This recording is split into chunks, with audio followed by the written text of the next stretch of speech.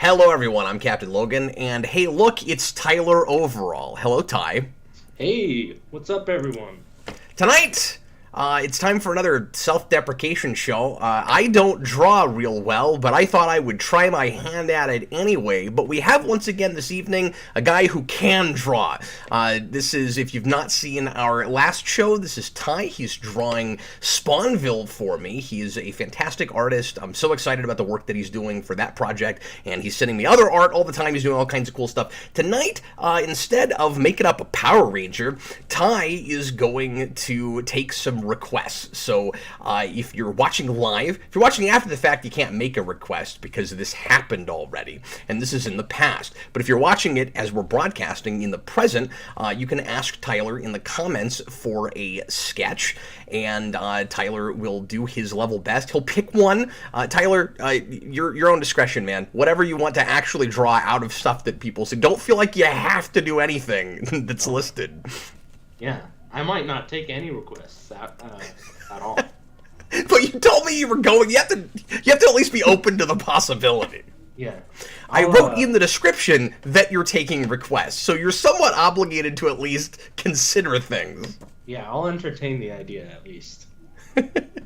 The reason Ty is taking up the majority of the screen right now is because here in just a minute he's going to flip over to his drawing program, and you'll be able to actually see what he's drawing while he's drawing it, just like we did with Power Rangers. But the whole thing isn't going to be the back and forth that it was last time, where I was like, hey, why don't you try like some triangles? And he's like, okay, and then he puts in some it's not gonna spikes. It's not gonna be like that. But Ty, what sorts of things would you like people to suggest that you draw? Are we doing like superhero stuff or comic type stuff or anything really? If it's a character, that might be the easiest. Anything from pop culture that I would either maybe know about or I could look up reference to would be fun. Lots of these are probably going to be pretty simple sketches, I think. Cool. Well, we'll see what it comes in, and if some folks start popping in to say hello. Hello, Robert Rogers, and I see Senior Sticks there. AMC Comics is here. John Henry's here. If you get really inspired, feel free, of course, to get rolling with more detail. Don't feel like you have to draw like 20 things, Ty. I'm going to do some abstract stuff because I don't know how to draw anything real, and I haven't done any actual drawing in a good long time. But the other day, this was just kind of fortuitous because we were already planning on doing a art stream tonight. I was in my storage room and I found a piece that I did for art class way back in 9th grade. So this would have been late 90s, early 2000s. And I should tie this already, but I did this piece with a bunch of triangles. There's just tons and tons of overlapping triangles. And I was like, I enjoyed doing that, and it was one of the only things I ever did that actually looked halfway decent. Apparently, so I can give you a closer look at there's the triangles. And so, I decided to start trying to do more kind of abstract art, and so this week I've drawn a few different random pictures, or gotten some things started. Ty, everything, and like you can't see what I'm showing everybody right now, so I don't know, we might have to go back and forth in sharing our screens, Ty, so that I can occasionally also show you a thing. Well, I'm watching on YouTube right now, but I'm just a little There's going to be like a 30 to 45 second lag, probably. I know, what a depressing world we live in. Oh, yeah, first world problems. Man, back in my day when you had to, walk to school 40 miles uphill both ways, Ty, you didn't even have the ability to broadcast to an audience or for two different people to draw at the same time across states. That's true. That's crazy talk. You couldn't do that. You must have had great legs, though, in order to walk 40 miles back and forth every day in the snow or wherever. No, we hitchhiked, obviously. Okay. Anyway. In the tornadoes. But yeah, so I've also been working on this piece. It's like a bunch of kind of rainbows. And I started coloring this one, Ty, which is going to take forever. So I've been, starting a lot of things, but not finishing them because it's so much detail. There's just like a million things to do. So I'm not drawing things that go very quickly. But anyway, I don't know. I'm having fun with it, so... Yeah, it's a good one. You've been showing me a few of these other ones that you've been making off and on when we've been talking. And I like this sort of thing you're going for. Yeah, I like doing a lot of overlapping. Yeah. And I'm not doing anything as precise as the triangles right now because I've been too lazy to pull out a straight edge. And I kind of just want to get better at trying to get more precise with my own hand. That's your style, is overlapping. Yeah. Which makes sense because I'm constantly interrupting people. Yeah, this whole show is overlapping. Exactly. But anyway, so, Ty, we don't have anybody requesting anything quite yet. So, I'm going to just keep working on this thing for right now, and I also might paint some Power Rangers here in a little bit. But why don't you pick something, make a secret. Ty, why don't you pick something kind of, like vaguely channel related? Vaguely channel related. Okay, I'll put this thing on the screen. Cool. And just come up with something that you can do in like a, I don't know, like 5 or 10 minute sketch. Okay, let me see. So vaguely channel related. Let me know if you can see my screen. Because there it is. Yeah, I sure can. It looks good. Let's see. Hi, Jacob, there in the comments. Awesome. All right, let's see. Vaguely channel related. And while you're doing that, I'll show folks this other thing that I'm working on that is also a lot of overlapping, because I just realized I haven't actually put this on the screen yet. But here's this thing. And it looks kind of like veins or arteries or something. Oh, is that the one you just showed me? Yeah. It reminded me kind of a map, like a city map. Yeah. It has that kind of vibe as well. All right, I'm going to do something vaguely topical, I guess, right now. Oh, man. Let's see. I wonder how long it takes for either the chat or for you to guess what I'm getting at. Well, you're starting with a face, so it's probably a character. Yes, indeed. You got it.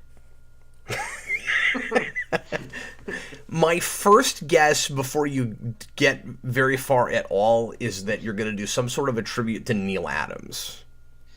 Oh, that would be actually a good thing for me to do. You should do that at some point. I should do that, yeah. Neal Adams, if you haven't heard yet, folks, passed away today, sadly, at the age of 80. And I just talked to Kareem today, and in a couple of weeks, he and I are going to do a tribute review for Neal Adams. I told Kareem that he could pick the subject, so I don't know what we're reviewing yet, but we're going to do some kind of Neal Adams work in a couple of weeks. I feel like Neal Adams is way too far above my caliber to even do a tribute of, Yeah, how would you do a tribute to an artist like that? Like, would you try to ape their style, or would you do some kind of homage in your own style that reminiscent of a drawing that they did? Yeah, like an homage to a drawing they did, I guess, because I would not be able to draw a drawing like him at all. You don't think? No, I do not think so. I have to say, you've done a really good job of aping McFarlane. I could try, but it would just be an imitation. Yeah. I'm not drawing Vision or Iron Man. Senor Sticks. Good guesses, though. Good guess, yeah. It's more topical than either of those. More topical. Yeah, this will probably tip you off right away if I just do this and just sort of do this sort of thing here. I don't know, that's got me thinking still Iron Man, kind of, because he's got a mustache. Oh, wait, it's not a mustache. It's just lips. Same mustache as Iron Man. What? Oh.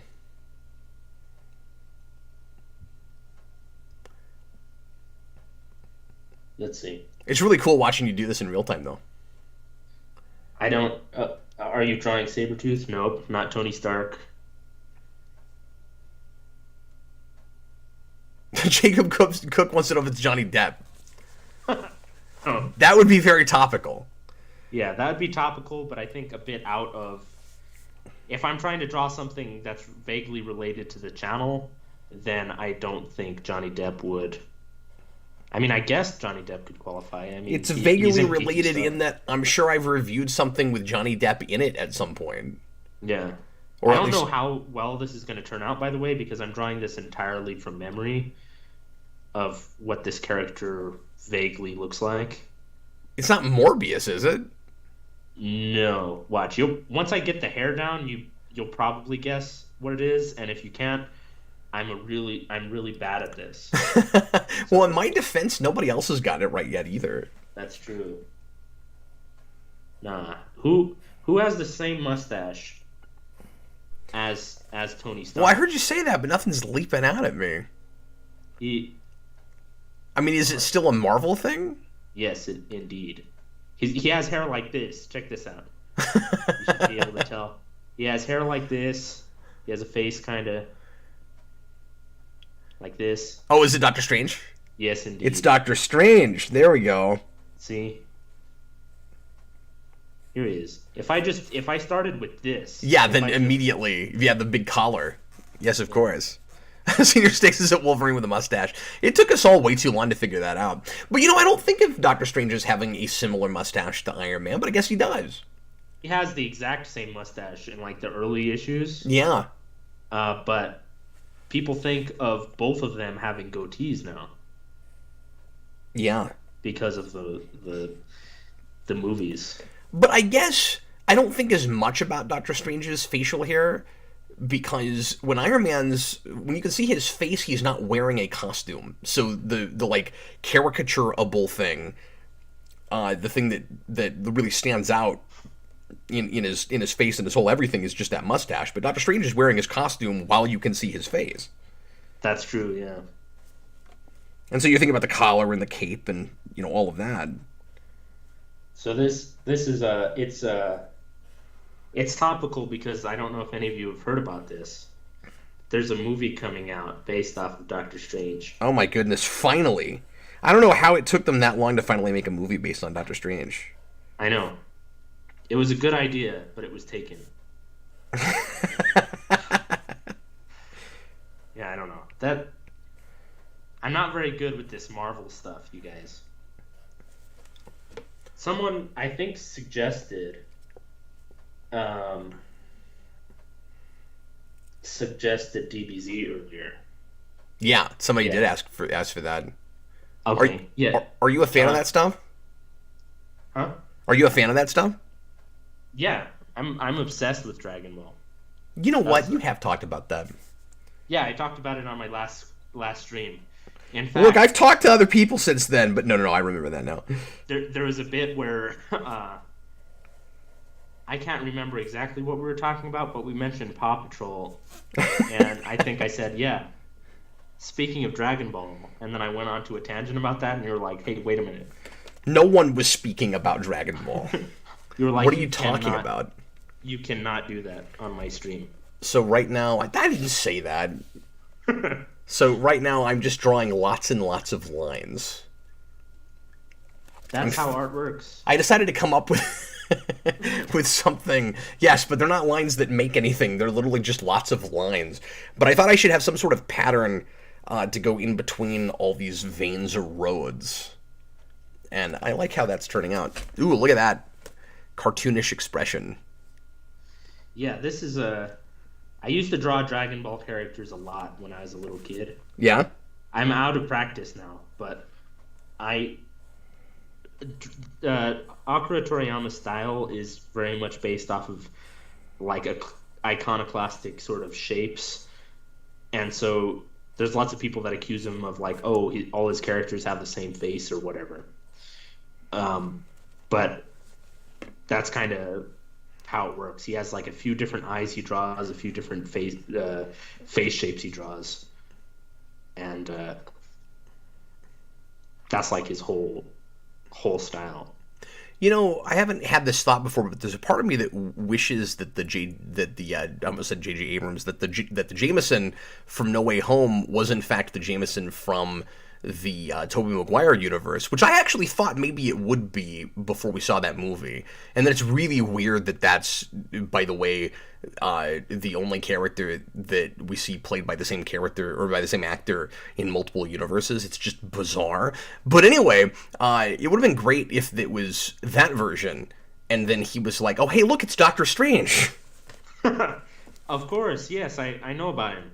I want to know what Doctor Strange is in the Tobey Maguire Spider-Man universe. I'd like to think that maybe he was an old TV magician or something like that. Yeah, my thought was that he just had a TV show, or that he was like just a comic book character. Yeah, in that universe, and so he was like Spider-Man popular. Yeah, because there are oh, that looks great. Comic books in the Tobey Maguire universe.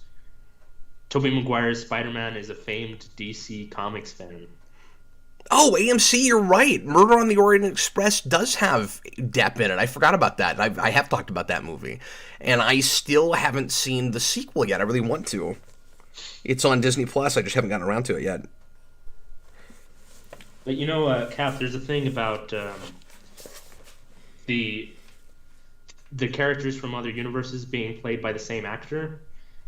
That seems to be what they're doing for that Doctor Strange movie. A lot of those variants of Doctor Strange are played by Cumberbatch, which I'd like to see a few played by different actors. That's true. But I don't know. We're just wildly inconsistent with all of that. Yeah, I guess it just so happens sometimes they're the same. They look the same. Sometimes they look completely different, but they're still the same character with the same parentage and everything. Yeah. Okay. The same supposed parentage. They have the same name, but their relatives also look different. Well, you know what we're going to do? We're only going to do it with Spider-Man so that we could have, those actors get to be in a movie together. Yeah. And then just for the sake of convenience, like everybody else, it's going to be... If it's a character that you've met already just in the MCU, it'll be that actor playing them every time. Yeah, exactly. I hear stuff about Iron Man is going to be played by Tom Cruise, which I don't know how true that is. Surely not. I mean, they can do it. They can. Well, do sure, anything. they could do anything. They were too preoccupied with whether or not they could do something. They didn't stop to think whether or not they should. Yeah. That's great. This is like the worst Goku I've ever drawn. I think it looks great. Yeah, I'm so out of practice, like I've said. You got to have those heavy lines. Yeah, I totally screwed up his hair, but it's something like this. He has this sort of shirt that he does look. His hair is a little bit like Sideshow Bobby. Sideshow Bob. Yeah. Good call. His hair. It's just Goku if he was a really big Sideshow Bob fan. It's fine. Yeah, exactly. Well, see, I'm completely ruining this now. I've gone past the point of no return with this drawing. But I think someone gave me a request. I think it looks cool. You did get a request, yeah. And then after you do that one, I have a request for you. Okay, cool. Here, I'm just gonna stop here. I think I'm gonna completely ruin my reputation with this stream here. Before I even have one. I don't think so. Okay, so it says, can you draw Mysterio with the mustache and beard? Who asked for that? Senior Sticks or Senior Sticks? Fishbowl head. Yeah, I'm thinking the bowl with the mustache and a beard on it. Good old fishbowl head. So this is the sort of thing I'm going to go for. Yeah, I hope that Doctor Strange movie doesn't have a ton of obscure references to movies that almost happened but didn't. I don't know why. I know there's people that would get excited about that. I don't care. Like, these are things that just never came to be, and there's going to be, like, 19 people in the audience that will appreciate it. Like, I mean, I guess you could have some of those sorts of things, and if the story is good and compelling enough, and they're just kind of there as little Easter eggs, but they don't matter, and they're not, and the whole thing isn't just relying on that stuff, I won't mind it as much. But personally, I don't need that. Like, the main thing I'm worried about it is, I really love Sam Raimi, and he's kind of like coming out of retirement to do this movie, and I'm afraid it's going to be so much a Marvel thing that it's going to turn out like Spider-Man 3, where it's not going to matter that he's the one directing it. Yeah, because they basically take over and then give him such a hard time that he doesn't want to make any movies anymore. And then sure. This is the last movie he gets. Well, and if he came out of retirement, even if he likes doing this, it doesn't necessarily mean that he'd ever come back. Yeah, but that's just what I just don't want it to be a bad movie, just because, not because I care really about Marvel, just because I want more Sam Raimi movies. But that's totally fair. And I don't dislike Sam Raimi, but I'm not like a big fan. So I don't have a dog in that fight, really. But I totally understand why you do. Anyone with a distinct artistic vision, I respect a whole lot. Oh, of course, yeah. And even if their style isn't something I necessarily appreciate, but Sam Raimi's style is absolutely something I appreciate. And so, yeah, I don't know. I feel like he hasn't made enough movies almost. Well, that's true. He doesn't have as big of a repertoire as you might think he would for how long he's been working. Yeah, like, he has a few movies that he's directed that are, like, almost kind of obscure, which you never hear people talk about. But even then, it's only, like, 3 or 4 other movies that he has. Yeah. So there's all the big ones that people know about, the Evil Dead movies and the Spider-Man movies. And then he has a few other ones. But even Evil Dead is, like, cult-ish, but, when you compare it to something like Spider-Man. Yeah, exactly. And I'm definitely not the kind of person that's aiming for him to do something more mainstream or anything like that. I'm fine with him doing little projects as long as... Oh, same here. He's able to get funding for them, which I think is the main issue with Marvel as an industry, is that it's just kind of destroyed the possibility for other types of films and filmmakers to, get their movies funded and with a wide release. Yeah, I mean, he's got to go to a streaming service at this point.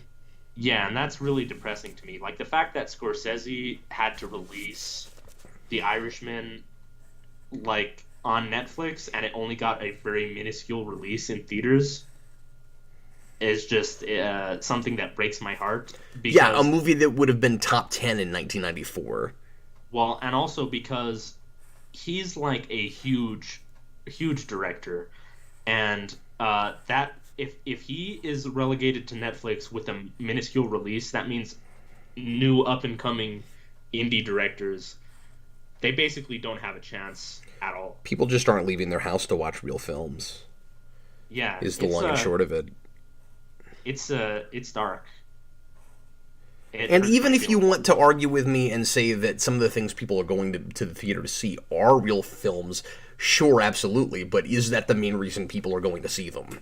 Like, are people going to have a thrill ride, or are they going to be, to have a compelling storytelling experience? Yeah, and I think that's part of what people got hung up with Scorsese, where he said this is not cinema. Right. Which is not... He didn't mean that they don't count as movies, necessarily, but more as they're part of a corporate entity that's made to make money, as opposed to someone's artistic vision for something, like a sole artist's creation. And we don't really get that as much anymore, on as wide of a scale as we used to, at least. So I just love this choice you made with Mysterio with a beard. That it's not like I thought you might draw him where you could see his face through the fishbowl and he has a beard, but no, it's like he's wearing a fake beard over the fishbowl. I feel like that's the most appropriate for this type of character. You know. Yeah, and then the question you gotta ask yourself is it a holographic beard? It's a real beard on wires, and his visage is entirely holographic. His visage. Yeah. It's a shame we never got Sam Raimi Mysterio. Oh, absolutely. That would have been amazing, and the Mysterio and spectacular and web of. Yeah, the Mysterio in the Spider-Man 2 video game is amazing. Not that Sam Raimi had anything to do with that. I don't know if he had any input into that game, but that's like one of my favorite versions of the character. He's hilarious. I hope this gag isn't getting drawn out too long. Like, the whole idea is that the whole joke that I have here is that he's wearing a beard on his fishbowl, and then I'm just continuing to draw. No, it's awesome. Oh, yeah? Yeah, I think it looks great. I'm not turning this whole thing into a farce. Well, no, because, I mean, I'm sure people want to see it more or less finished. That's true. Senior Sticks, so The Godfather wasn't meant to make money. I'm not sure what you mentioned, what you mean there. I think I've heard this argument before where it's like, you say films that are given a big release now are only made to make money, and then people say, oh, so this art film wasn't supposed to make money, and that's not exactly the point. That's not what I'm saying. I'm saying that people aren't necessarily going to the theater for the same things that they used to. Like, once big popcorn movies and big spectacle things took over, that's more of what people were going to see. So, I mean, like, you know, I hate to say, like, highbrow versus lowbrow, but kinda. Like... Well, and it's sort of a thing where... it's kind of like Hollywood has gone back in on himself, because this is how old Hollywood was. And when I say old Hollywood, I mean before the 1940s, lots of studios, particularly Universal Studios and things like RKO and stuff like that, they'd get a script or they'd get an IP. Let's say they'd get Frankenstein, and the producer would hire a director to make it for them, as opposed to a director coming up with a film and shooting it and getting it funded because of their like artistic merit or whatever. And that's kind of what we have now, where it's Disney is hiring directors to make movies for them, as opposed to directors that are making movies because they have a really good idea. Not that those directors don't exist, but they're not getting funding for their films. Yeah, and it's two approaches, because obviously on the studio side, it's always been about making money. But there's a couple of approaches to that. You can either try to figure out the magic formula, and like you said, find the person that can make that for you, that will get butts in seats, regardless of, you know, whether the story is any good or whether it makes sense or anything. But just like what are the ingredients that it takes to get people to go see the thing. Or you can hire a artist to make a thing that is their vision, and hope enough people care about that it will make you the same kind of money that the kind of, you know, studio machine sort of movie does. And both things have worked and both things have failed. And even then, it wasn't even always that. It was also people with their own personal vision would pitch an idea to a studio, and if it was considered interesting enough or novel enough, it would be able to get made. And just because it got made doesn't mean it would be made unfettered either. Exactly. But now it's more like, okay, is this an existing IP that people we know have heard of? It's proven is already successful. Because in the climate we have now, and the climate we've had for a long time, but it's worse now than it was even, I think, probably 10 or 15 years ago. It's just riskier to bankroll anything that's going to go to a theater. Well, yeah, and part of it is like inflated budgets too. So, like, I do think you have to sympathize with the studios to some degree on that, where it's like, if it takes $100 million to make a movie, that's a lot of money. You hope that it makes its money back. Yeah, But not everything they're making would necessarily actually take that much money to to make look good. To the point I think you're about to make. yeah. Well, and exactly, there's this whole thing where a lot of the problem with Disney as a studio is that they basically create an environment that is impossible for other studios to reasonably compete in, or any film that isn't bankrolled by them. So it's like when Quentin Tarantino was coming out with his film Hateful Eight, he had booked it to play, I believe, in the Cinerama Dome at a certain set of dates, right? And Disney, like, after he already had it set, they basically said, "Oh, we're not going to play Star Wars there. If you don't give us these dates, we're not going to play it there at all." Which, Yeah. of course, will take money away from the theater. So they booted Tarantino's film out of it. Yeah, I remember when that happened. Yeah, and that's just that sort of stuff happens all the time. Yeah, and there's a phrase for that. It's called dirty pool. Yeah, and that's the whole game, really. Yep. So. But anyway, I love your bearded Mysterio. That's fantastic. Yeah, I think that this is pretty much it. I like his kind of sad face. Yeah, I mean, I could. There's a lot of pathos in that Mysterio. Oh no, he's changing it. Let's see what I can. I hope he saved pathos bearded Mysterio first. Now he's like giddy. Now he looks like he's in a JRPG or something. Yeah, so much. People always talk about the face and like the eyes are the windows to the soul and how much expression you can get from eyebrows and stuff. People don't talk enough about how much emotion you can get away with just showing off a mustache. I thought you were going to say eyebrows, but yeah. Yeah. Anyway, what was your idea? You said you had another idea for me after this? Yes, I would like to see you draw a Knuckles. A Knuckles? Yes. Okay. I can draw. I've been in a big Sonic mood lately, and I've been playing through Sonic 2 with Knuckles. Are you really? Okay. I've tried that on Sega Genesis. Yeah. Those levels are not built around Knuckles. No, sure. But in some ways he makes it easier. Yeah, in some ways, but like there's certain things where you'd expect him to be able to climb up on. That's true. It's real dodgy, like what he can climb on and what he can. Where you're like, oh, this doesn't count as a wall? Yeah, well, and it's also like pretty.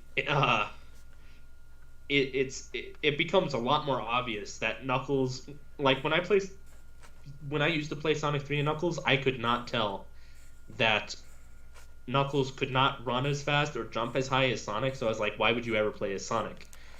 But it's very obvious in Sonic 2 because there's some jumps that he just can't make as easy. Yeah, but I think the developers did a good enough job of making it always possible for him to get to a place. And that's kind of the trade-off, is that there are some levels that you could just skip half the level if you wanted to by gliding, if you can get up high enough. And the trade-off, and then bosses are easier for the most part. And so the trade-off is, okay, he can't jump as high, there's rings he can't even reach. That's true. Yeah, exactly. But the trade-off is it's easier to not die. Like, I can rack up more continues and more lives with Knuckles than I can with Sonic and Sonic 2. Yeah, and I like it as an idea. Like, it's a nice bonus. That's not something that you can really do nowadays with video games. And it's cool. Sometimes DLC and stuff you'll get things like that, but is that something that that pisses you off as much as it does me? Where, like, video games, you used to get them and then you could beat them and it was done. And when you buy the game, it was almost always the entire thing. Yeah. And now it's all just in increments and it's not even finished when you first buy it. Oh and no, it's yeah. Well, and it's worse now than it ever used to be because you hear horror stories all the time of major AAA titles that aren't finished but put out anyway. That everybody's up in arms about, gets not great scores right away, and then over time they fix it. Like that model is working. They still sell plenty of copies. They're gonna keep doing that as long as people are buying those things. yeah, well, it's like the whole internet idea on its own facilitates that. So it's like the only reason why video games weren't made like that prior is because there's no way that would be possible Well, back and in like the PS2 days when it's barely just not anyone- how art is supposed to work. Yeah, You know?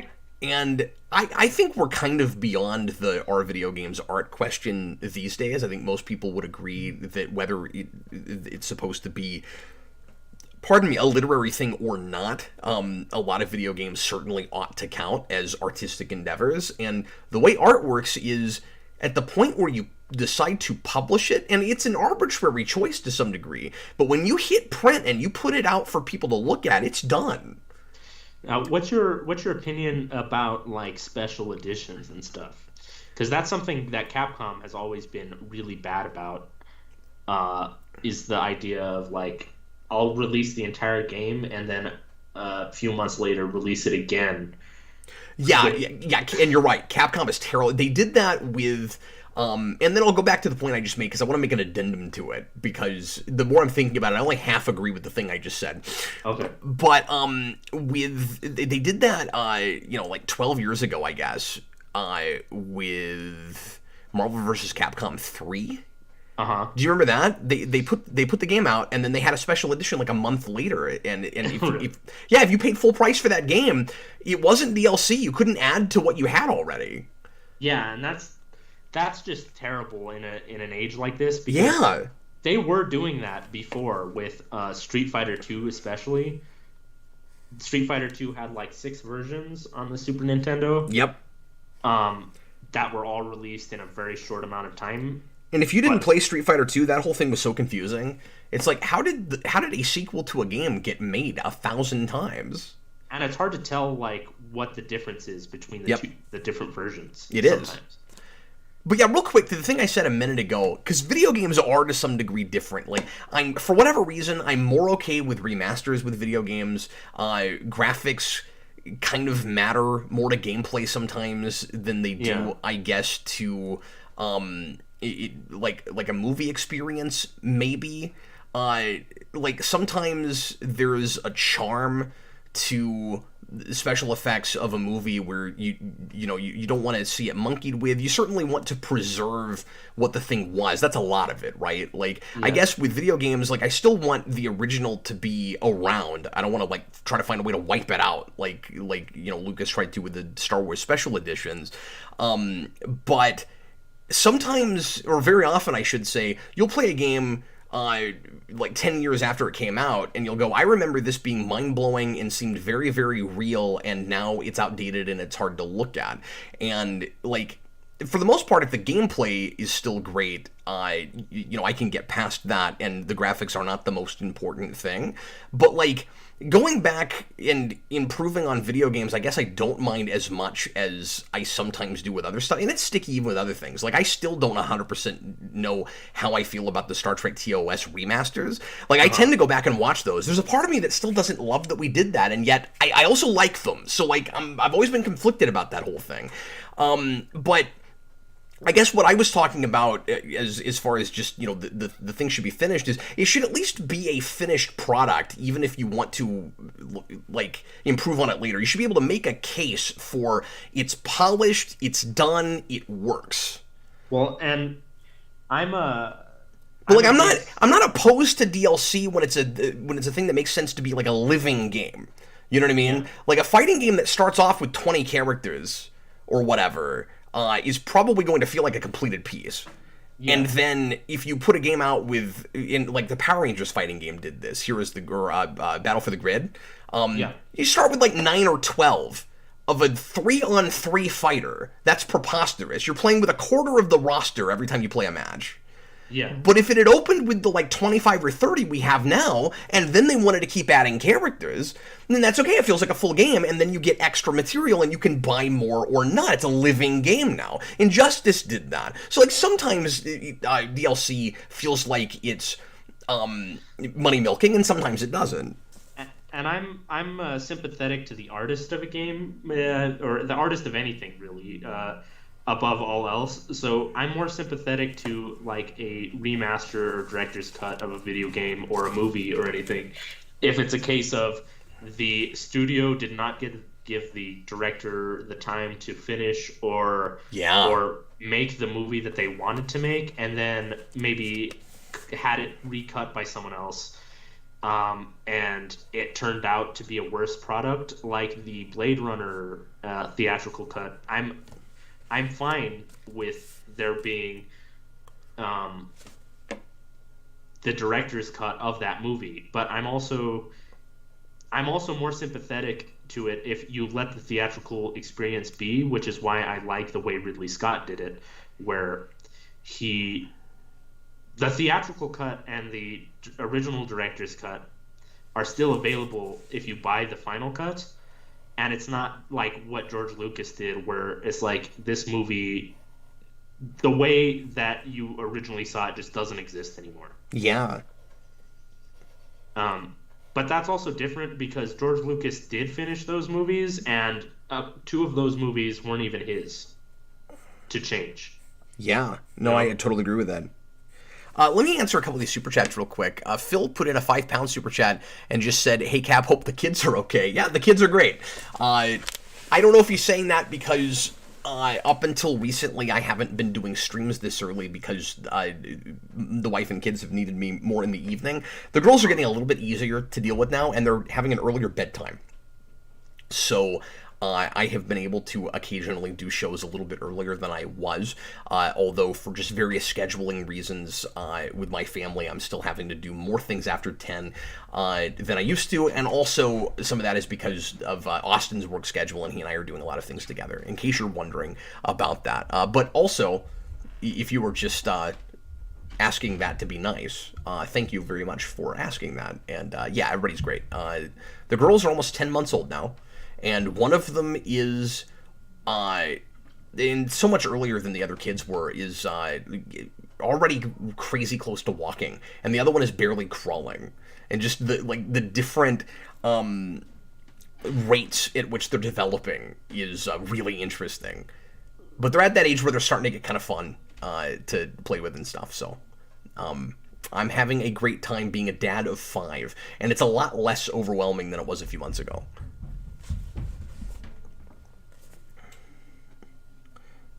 Ty, that is spectacular.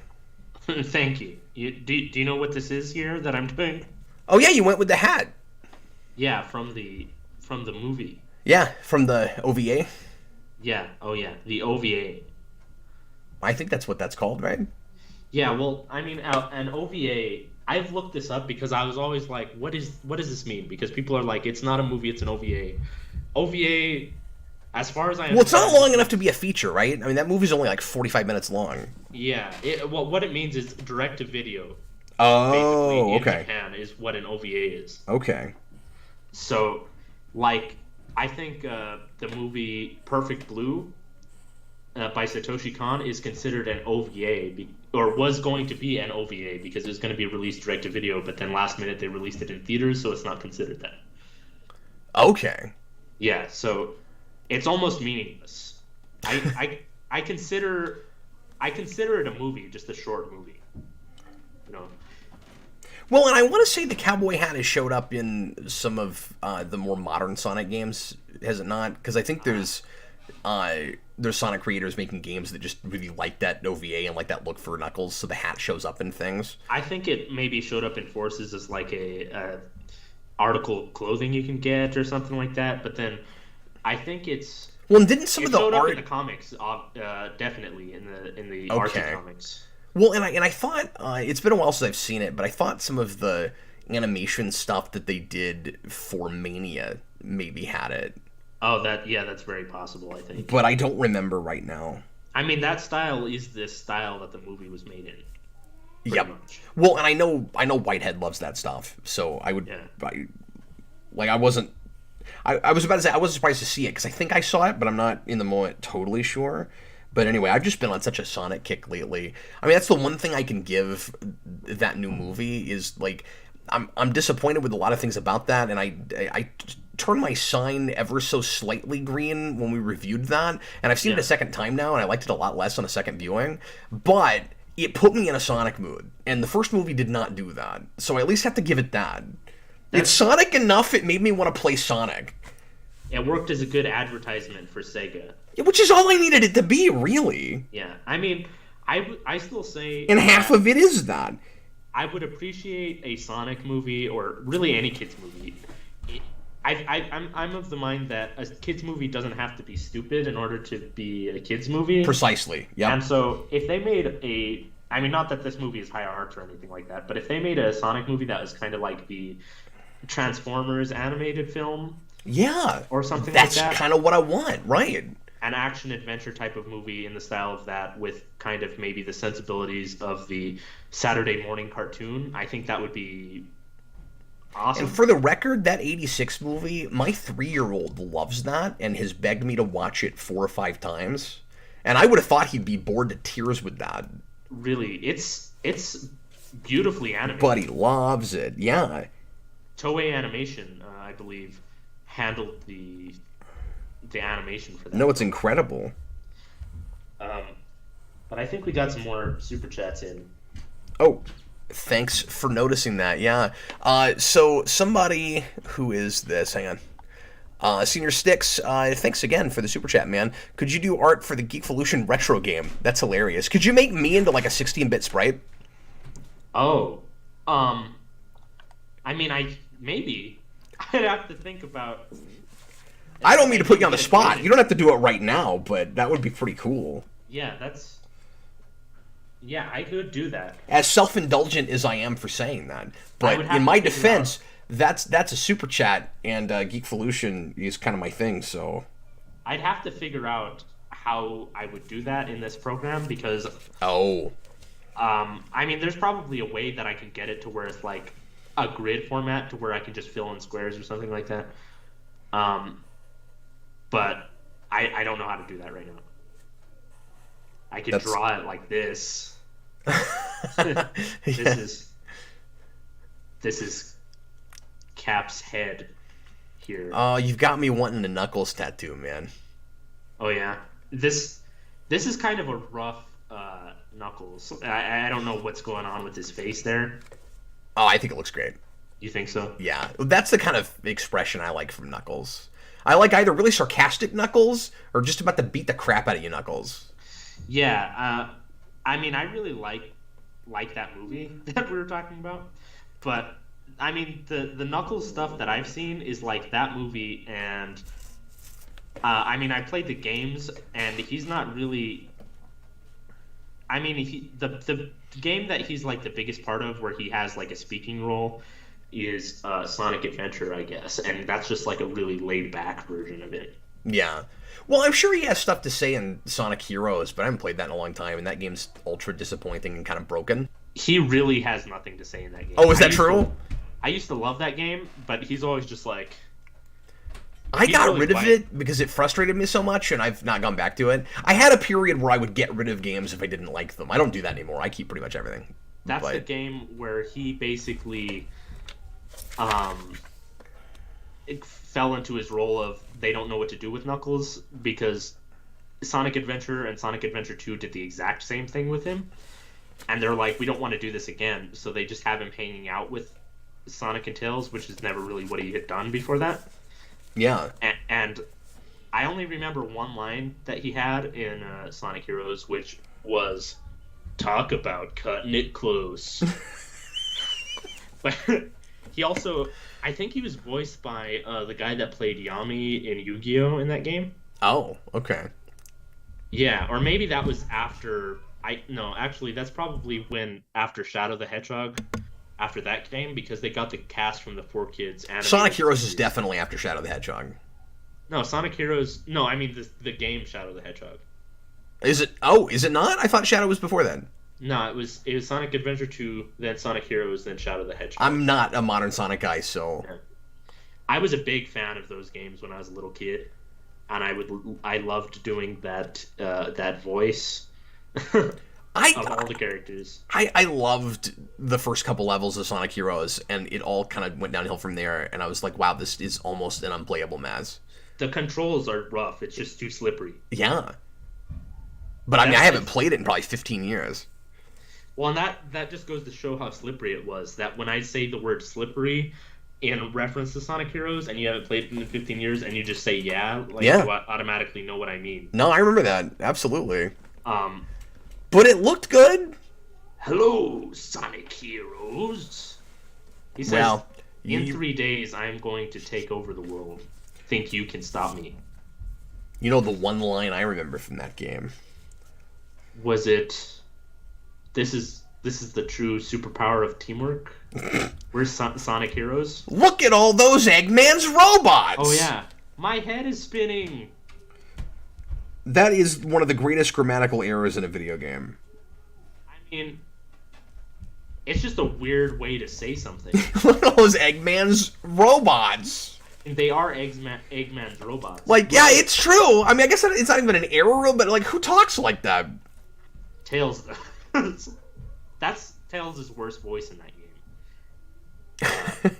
He's Tails is voiced by someone different in both of the adventure games and Heroes, and it's because they just got kids to voice him in each of those games.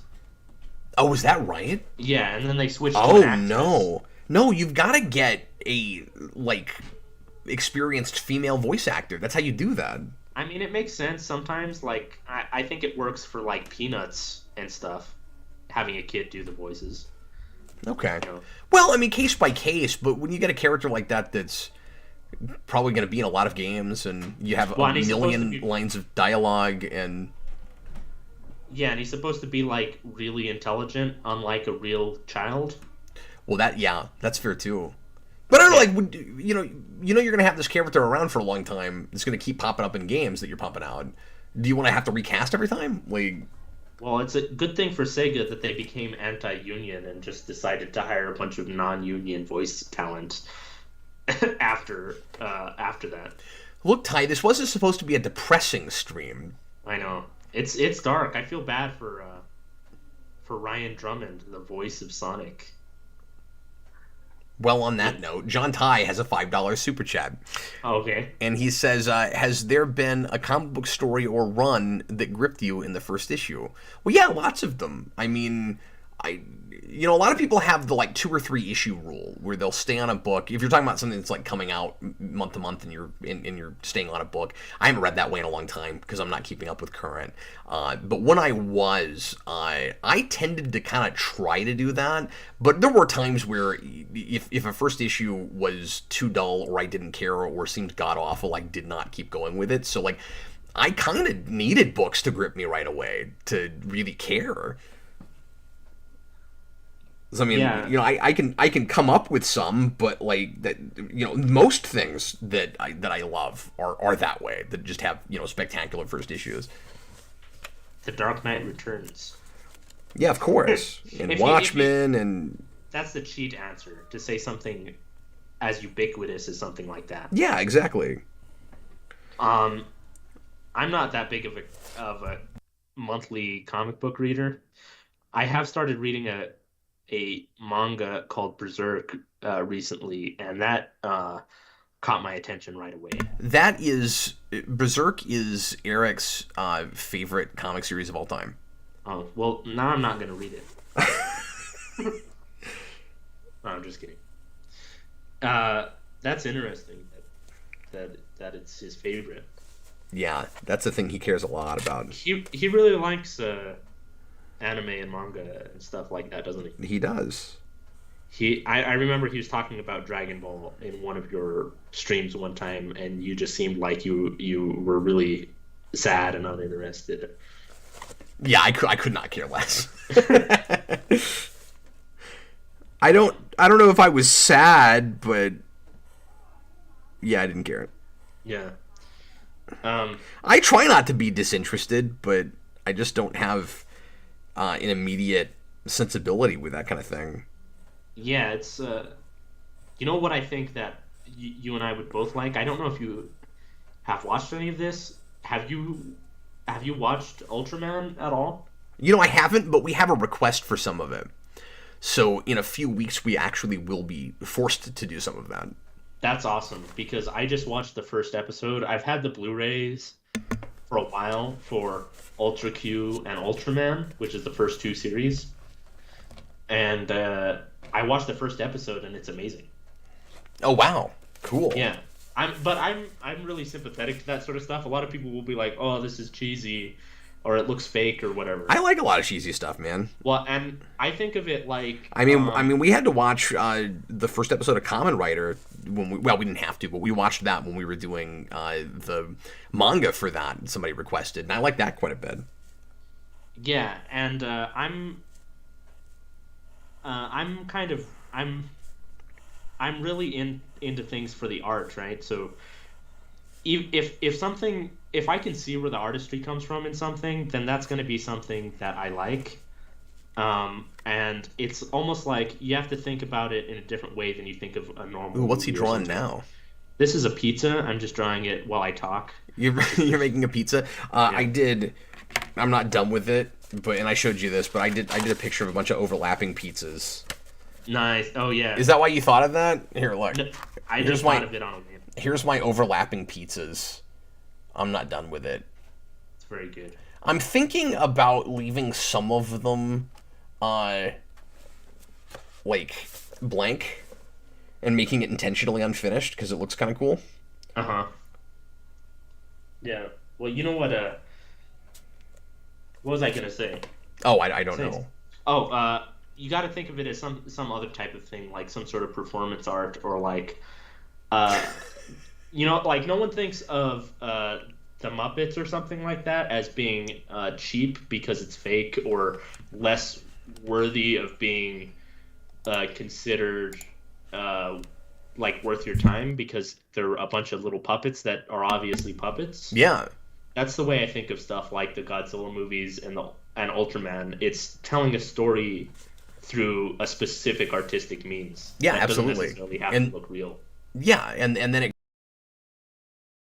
its own rules, and you don't like you can cheat in that things don't have to be realistic, but you have to be able to suspend disbelief on a particular level. You have to Yeah. create a standard, and that's why that kind of thing can work. Hey Ty, hopefully you can get another idea from folks in the audience. I have to run off for just a couple of minutes, and I'll be right back.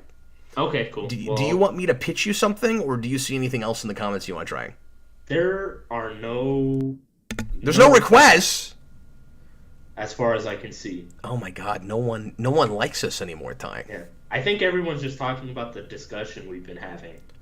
Oh, that's true. Why do we have to get all like meaningful? Yeah, philosophical about art and stuff. God, why are we doing that? Why couldn't we just? This was supposed to be just a fun, laid-back, superficial stream, and you had to make it serious. Yeah, I know. I should have been like, I'm adding this line now, which indicates this or whatever. Okay, well, since you did pizza, could you make? Oh, are you doing something? No, I'm just wiggling while I wait for you to. Could you do a Ninja Turtle? Yeah, I can do a Ninja Turtle. That's a perfect idea. I'll let you decide which one. Oh, actually, Huh. could you? So I'm being all self-indulgent. Could you draw a Metalhead? Metalhead. Let me see. I gotta look up reference for him. I mean, there's lots of different designs for Metalhead these days because there's not just the '87 version anymore. But if you could do either like an '87 or an IDW, that would be awesome. Oh yeah, yeah, I can draw this guy. Okay, I'll be right back. But you have fun talking to people in the chat. Okay. All right.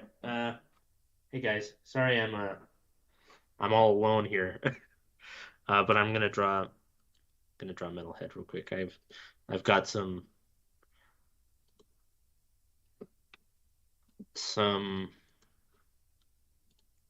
reference images up that are really grainy and hard to see, but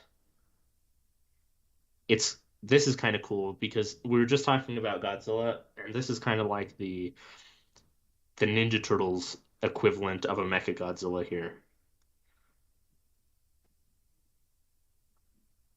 So let's see.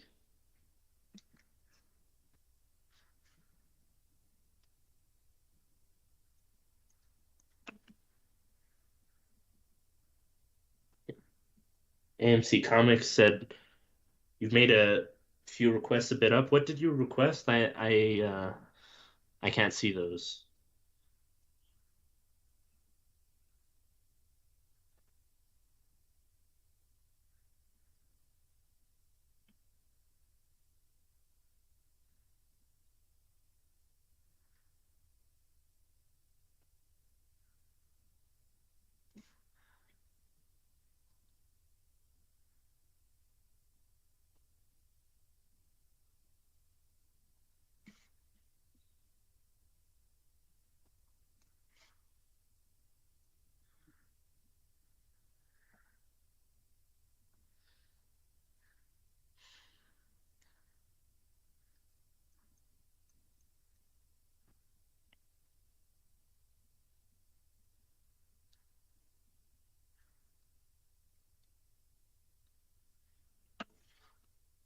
Man, really, no one's chatting about anything. People are leaving now that Cap's not here.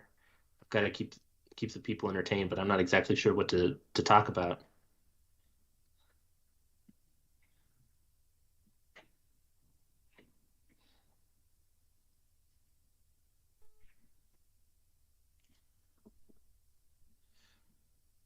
Snorlax, someone said. I might be able to give that a go after this drawing is finished.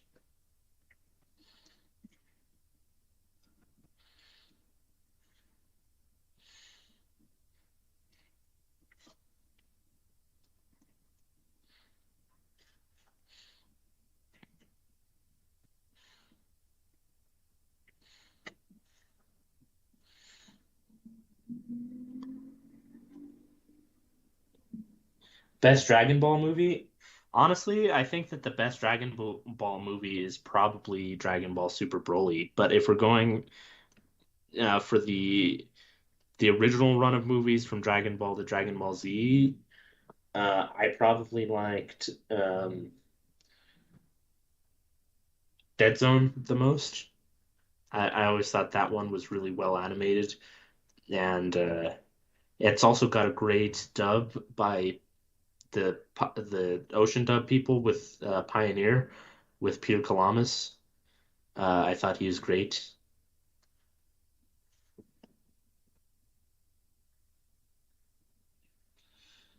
But a okay, AMC Comics says I was asking if you could try your hand at what you think an older Beyond era Nightwing could look like.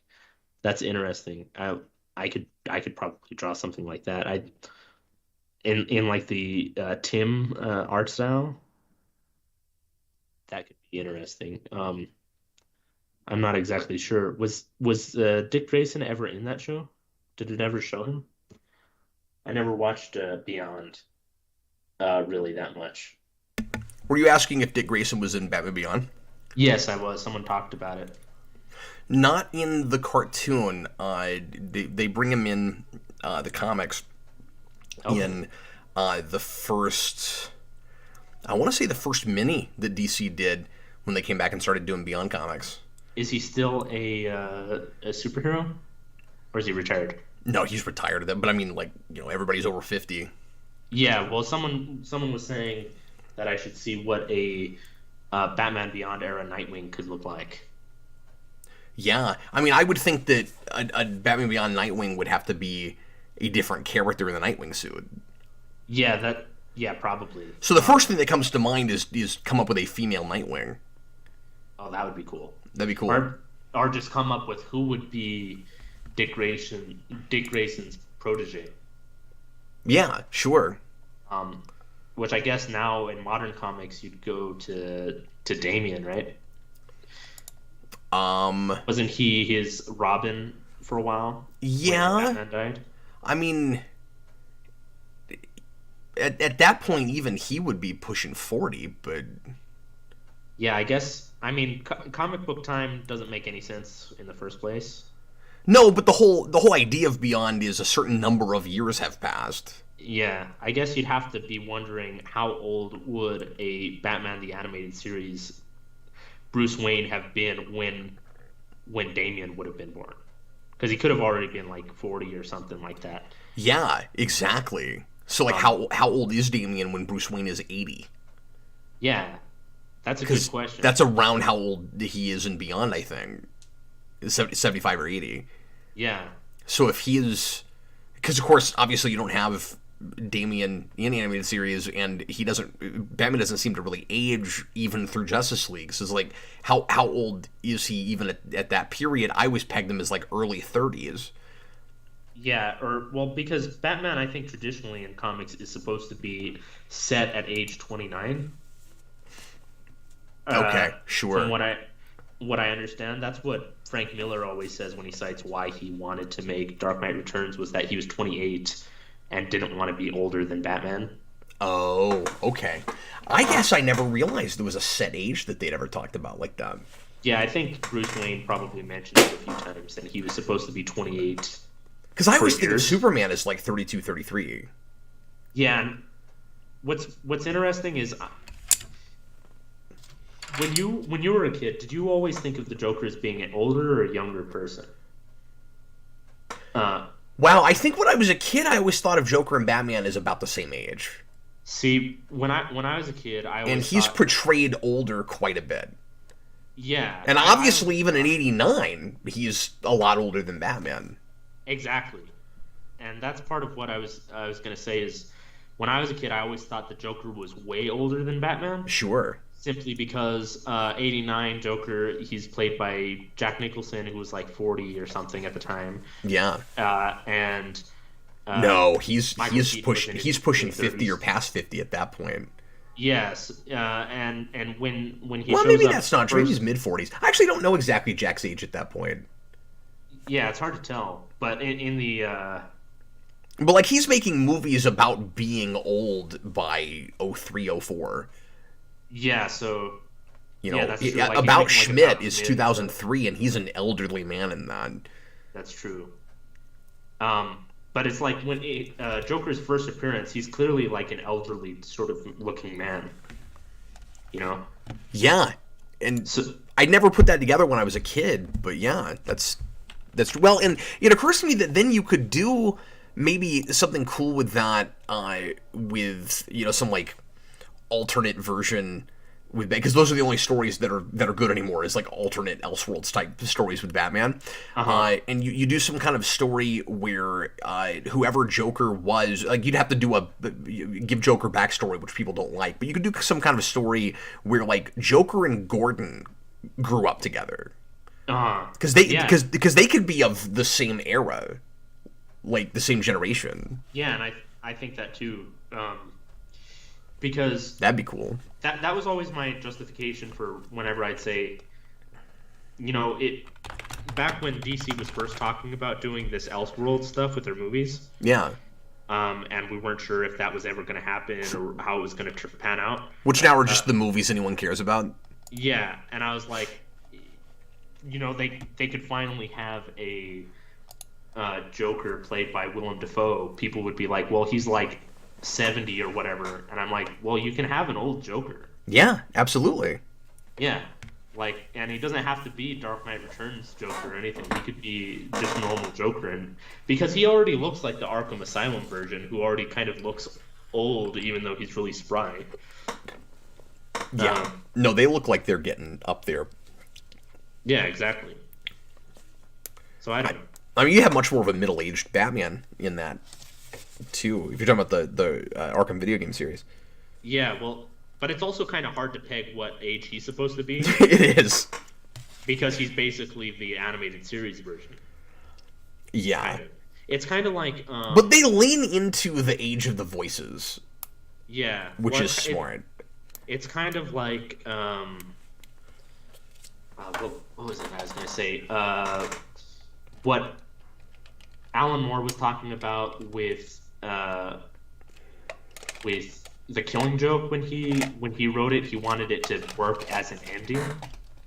And to it work was as a supposed what? to be these characters have been fighting for many years because it was kind of a meta thing anyway. Right. But the characters don't seem too old or anything. Like that's one of the younger looking Jokers.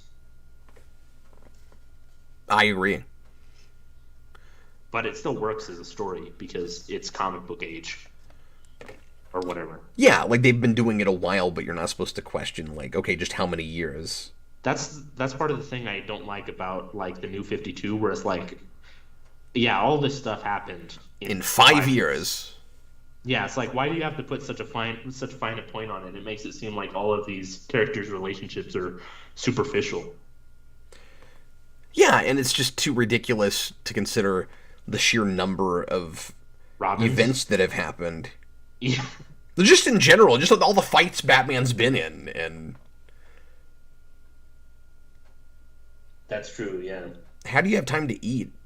I mean, every day can't be a day of 24. Even stuff that nobody would want to watch happened between days of 24. Yeah, exactly. Let's see if we have any requests on here. Jack Bauer's got to occasionally go on vacation in between times that he's faking his own death or almost dying from a biological illness. Or biological. Right. There are illnesses that are not biological. A biological A mental illness. weapon. He has lots of those. Yeah. Now I want to watch 24. Next on, I haven't done that in a long time. he made me watch. I should make someone watch 24. That's true. Let's see. Let's see what people are saying in the chat about what I should draw. Oh, yes. I'm not looking at the chat because I pulled up photo reference here. Okay, let's see. Because now I'm painting a Space Ranger. We're back to Power Rangers. I kind of want to just try my hand at an older Nightwing right now. Oh, absolutely. That'd Because be great. I think that's what he was getting at. I want you to do a Lady Nightwing, but that's fine. I can do both. I can do one after the other. Can you do an older Lady Nightwing? I'm just kidding. Yeah, of course.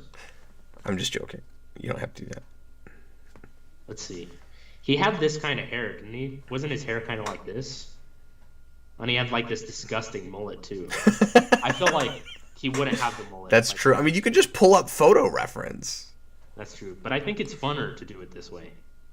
I think it's Just more kinda- intimidating and daunting to try to draw anything from memory. Yeah, and that's no artist, no real artist does everything from memory. Yeah, surely not. That's one thing that people get hung up on is like, oh, I can't draw this, and it's like, well, you're not looking at anything. And Yeah, it's not cheating. I mean, it can be an open book test. It's not the same thing as tracing. it's like your favorite artists. You're not Greg Land because you did a Google search. You're Greg Land if you did a Google search and then you traced over it. Yeah, it's like your favorite comic book artists most certainly have models and stuff of like cars and stuff in their office for them to look at. Yeah. And if you draw a thing enough times, maybe you'll get to where you never have to look at it. Yeah, exactly. Once it gets burned in there. I mean, I'm not speaking from experience because I'm not an artist, so I don't mean to pretend like I know what I'm talking about. Yeah. But that's just what it seems like it must be like. Yeah. This is all conjecture at this point. Good thing this isn't a political channel. That our conversations would just be disastrous conjecture about things that matter. Yeah, instead it can be disastrous conjecture about things no one cares about. Yeah. Which leads to humor, I think, more than anything. I think It can lead to humor also when it's about things that people do care about. That's true, but also just tragedy, and I don't know, nuclear weapons going on. Is that the kind of tragedy that leads to pathos bearded Mysterio? Yes, I think bearded Mysterio. We could come up with a whole backstory for that guy. Well, he worked with the welder, I'm sure. Yeah. He lived through He was The roommates bombing with the of welder. Nagasaki. Oh. Yeah. He's a very different Mysterio. Oh, you took that in a totally different direction. So wait, you just went like, this looks like a stereotypical Japanese beard. Well, no, he was a tourist. Quentin Beck. He's still Quentin Beck. He was making a movie about Nagasaki. Yeah, when it it was a. I should stop talking about this now. This got real dark real quick. Yeah, I got a movie called Hiroshima. I don't know how I feel about this. That I'm going to be watching soon. I'm excited. Do you notice how he sort of changed the topic really quick? That was a really good segue. We're like, I'm uncomfortable, but I don't want to look like I'm completely changing the topic. Yeah, well, yeah, I'm just talking about a similar bombing that happened right before. So I guess I'm making things worse, actually. Maybe so. But anyway, so you got a movie. Yeah, it's called Hiroshima. I think it was made in 1953. Oh, wow, really? Yeah, and as far as I understand, I think it has actual survivors of the attacks on Hiroshima and Nagasaki in the film. But it's a dramatization? Like it's a dramatization, but they got people that actually survived. Oh, that would be fascinating to watch. Yeah, I think... I didn't know they made a movie about that shortly after it happened. Yeah, well, and there was actually a movie that came out a little bit before that I think got banned, called Children of Hiroshima, I think. And this one's just called Hiroshima. I didn't know this. This is really interesting. Yeah, I got it from Arrow Video recently, and I plan on watching it soon. Wow. The more you know. Yeah. Tom put in a $2 super chat and said 24 365-day marathon coming soon. No, that was an April Fool's Day joke from years ago. What is that thing that Bruce Wayne has on his face in Batman Beyond? Is it like a scar or wrinkle on his lip or something? On his chin? Maybe he does have a scar there. He has like something. Are you like just this. gonna give it to your sort of Dick Grayson? Yeah, I'm gonna give him some. I want to think of an identifying look for him. I guess maybe a forehead wrinkle and give him a facial tattoo. Give him a tattoo? I'm joking. Oh, you know what? I just realized. Nightwing, he wears a mask, doesn't he? Yes, but I guess yours wouldn't have to. Yeah, I guess. I mean... You already started him without one. You're like, look, first I have to develop this character, and then I have to put him in costume. Yeah, well, see, here. I'm going to try to come up with a different-looking mask for him. Try to see if I can think of something more futuristic-looking. Yeah. But we're not going to cover his whole face like Batman Beyond does. Yeah, exactly. Imagine if I just basically drew the Batman Beyond Batman and just gave him the Nightwing symbol instead of... Or if he had a mask that covered his whole face, but the hair popped out on top. Oh my god. Like Gambit. I just want to give you the worst ideas possible so that it will inspire you to do something way better than that. I think, do you agree with me that Gambit's mask is like the worst thing ever? I don't know if I can be critical of that because I grew up with it and it's one of those kind of nostalgic things. So I've never thought about it. It's something that I always thought like what is it at that point? It's like a head sock that you, but even not. Okay, but I have that with a lot of 90s costumes. What even is the purpose of this? Yeah, exactly. That's not as egregious, but it's just like weird looking to me. Like I was having a conversation with somebody once a couple years ago about the Azrael Batman suit from Nightfall. They were like, that is the dumbest suit. And I'm like, I guess it is. But like, I grew up with it. I've never thought about it, but it's stupid. Yeah. But I still kind of love it. A lot of people are like, this suit, I mean, it was made to look stupid or something like that, so that... And it was. That's true. But also I wonder how much of that is true, because comic books at the time, right, well, I guess always comic books have been such a month by month thing that things could get canceled if they didn't do well. I think it was tongue in cheek, but they knew that people would like the suit anyway. No, that's exactly what it was. We talked about this in the Nightfall review we did recently. Okay. Kareem and I in Austin, and we were all pretty much in agreement that that must be what it was. Where like they were kind of making fun of it for themselves, but they were making it enough of what it was that they knew it would do well. Yeah, Because like I think they just got that under bad. everybody's noses. Like nobody realized it was parody. Yeah, exactly. I was gonna say you can't just make it bad on purpose because Well, and that's why it worked, because the story wasn't. yeah, There's a lot of great stuff in the story, yeah, exactly. and it was satire before it was parody. Yeah, and I think, but how many people at the time do you think knew that that suit was supposed to be silly? Like comic book readers. Oh, not very many. Yeah, I wonder if there's just some people that were just like, what were they thinking? This is the dumbest thing I've ever seen. I'm sure. Yeah, where it went over their head and backfired, but I mean, it didn't affect sales. Yeah. Poe's law, I think, is what they call it. Right? What Where now? it's like if you try to satire something, they'll mistake it for the real thing. Yeah, absolutely. Yeah. Well, and sometimes for a good satire to work, I mean, I shouldn't even say sometimes. For a good satire to work, you have to understand how the thing worked in the first place. So there's a line you have to walk. You got to get real close to it. It's got to have an air of authenticity, even while you're coming out, like you're exaggerating it at the same time as you're proving that you understand why it's popular. Yeah, it's like people that think Starship Troopers is like pro-fascism, pro-war, or whatever, where it's obvious that baffled me when I finally watched that. I was like, I don't understand how anybody's looking at this and doesn't get that it's satire. Yeah, I know, because Verhoeven is not subtle with his satire. Well, and what's sad about that is that you can tell that a lot of people didn't realize RoboCop was a satire, but people liked it despite that. And so, people weren't liking that movie for the reasons it worked. Yeah, and people were disliking Starship Troopers for the reason it worked. That's an interesting thing about... this is a horrible angle to try to paint at, I'm realizing. I did this last time, and I don't know why, but I'm having a worse time with it this time.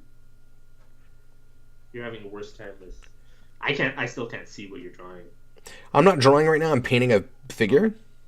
Okay. And I'm just having a difficult time being very precise without anything to lean my arms on. Okay. Is this kind of like what Nightwing's symbol looks like? It's kind of like... Yeah. Well, especially in New Adventures. Okay. Because he didn't really have a symbol with his original costume. Oh, you know what would be sick is if it was like... if he had this sort of... Oh, yeah, that's great. Didn't he have something like that in his original costume? Or yeah, but I think you should come up with something like maybe kind of technological with it. Yeah, I've got to think about it. So yeah, give him the big shoulder things, but then have it be somehow I don't know, a jetpack or some kind of device that does something mechanical. Yeah, I don't know. I've got to... What am I even doing here? Because I don't know what makes it Batman Beyond-y beyond its... Beyond it being all black, and it already is, right? Yeah. Here, let me just fill this in already so that I can get an idea of what I'm even working with here. Sure. I mean, I guess he wouldn't have to be a super technological character, but I don't know. I think Batman Beyond it, I think the suit does something, It's got to have an action figure gimmick. Yeah. I have trouble with the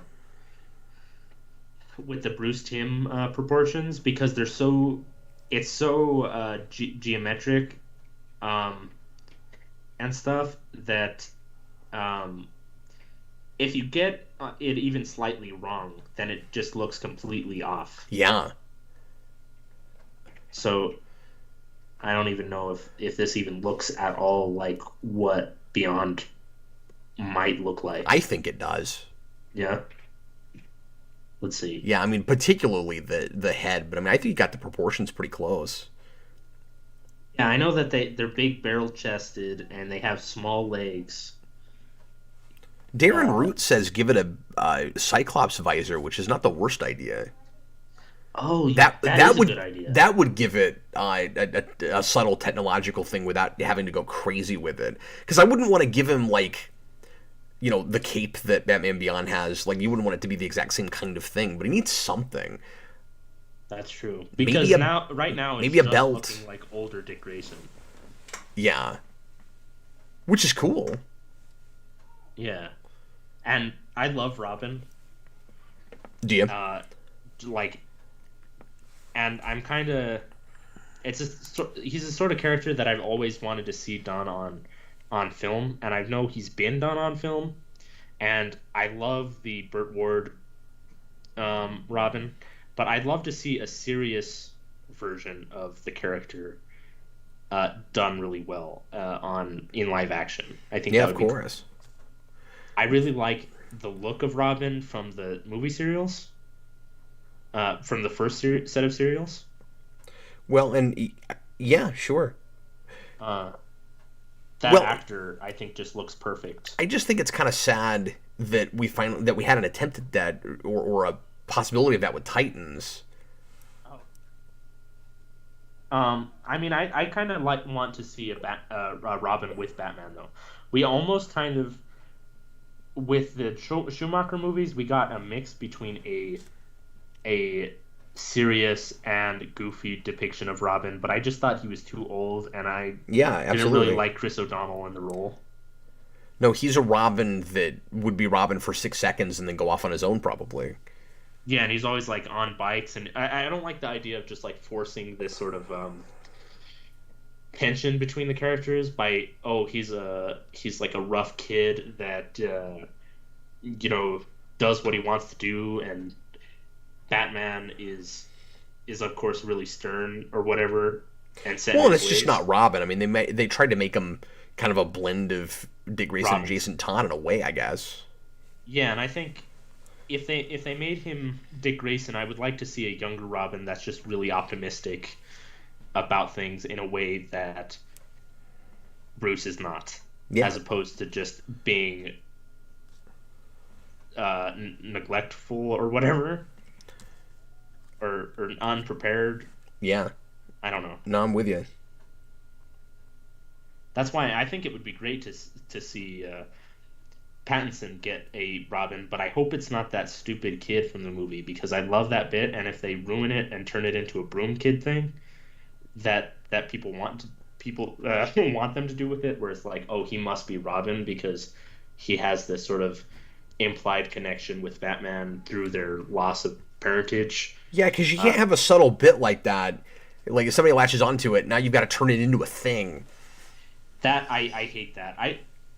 I've mentioned this before on stream. I think I'm one of the defenders of like The Last Jedi and stuff like that. And when people were saying that Broom Kid should be the next hero of the series or whatever, it should be in the next one, like as a major player, I was like, you completely just missed the point of what that was doing. Whether or not you like the movie or not, that's not what the character was there for. You know? Yeah, I didn't even know people were wanting to see anything done with that. Yeah. Saying like he should be like, oh, who is this kid related to or whatever, and it's like, oh my god, you just missed the point of the entire thing. I don't know. It's this content driven world we live in. Yeah, absolutely. I'm like jacking up his proportions even more. I don't even know if he's even looking. He's looking like an Incredibles character at this point. Yeah, maybe so. Like, I think the visor was a good idea. I don't know if it's going to work out ultimately, but Yeah. Well, let's see. I have an idea. I'm gonna make this. I just don't know how I'm supposed to paint squares underneath somebody's arms while they're holding a gun. Underneath. Yeah, that seems tough. This is hard. Yeah, it's not going super well, really. But I'm trying. I just can't get underneath his elbow. I think what you're gonna have to do is you're gonna have to paint it in a way that gets messy, and then you're gonna have to fix it later. I think that's exactly what's going to happen.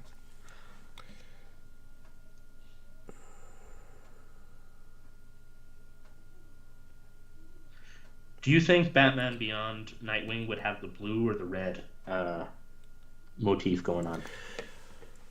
I think red. Yeah. And part of the reason I like the idea of the red is because the Batman Beyond suit has the flash of red Yeah. with the symbol, and then you just take that and you make it Nightwing's costume. Yeah, exactly.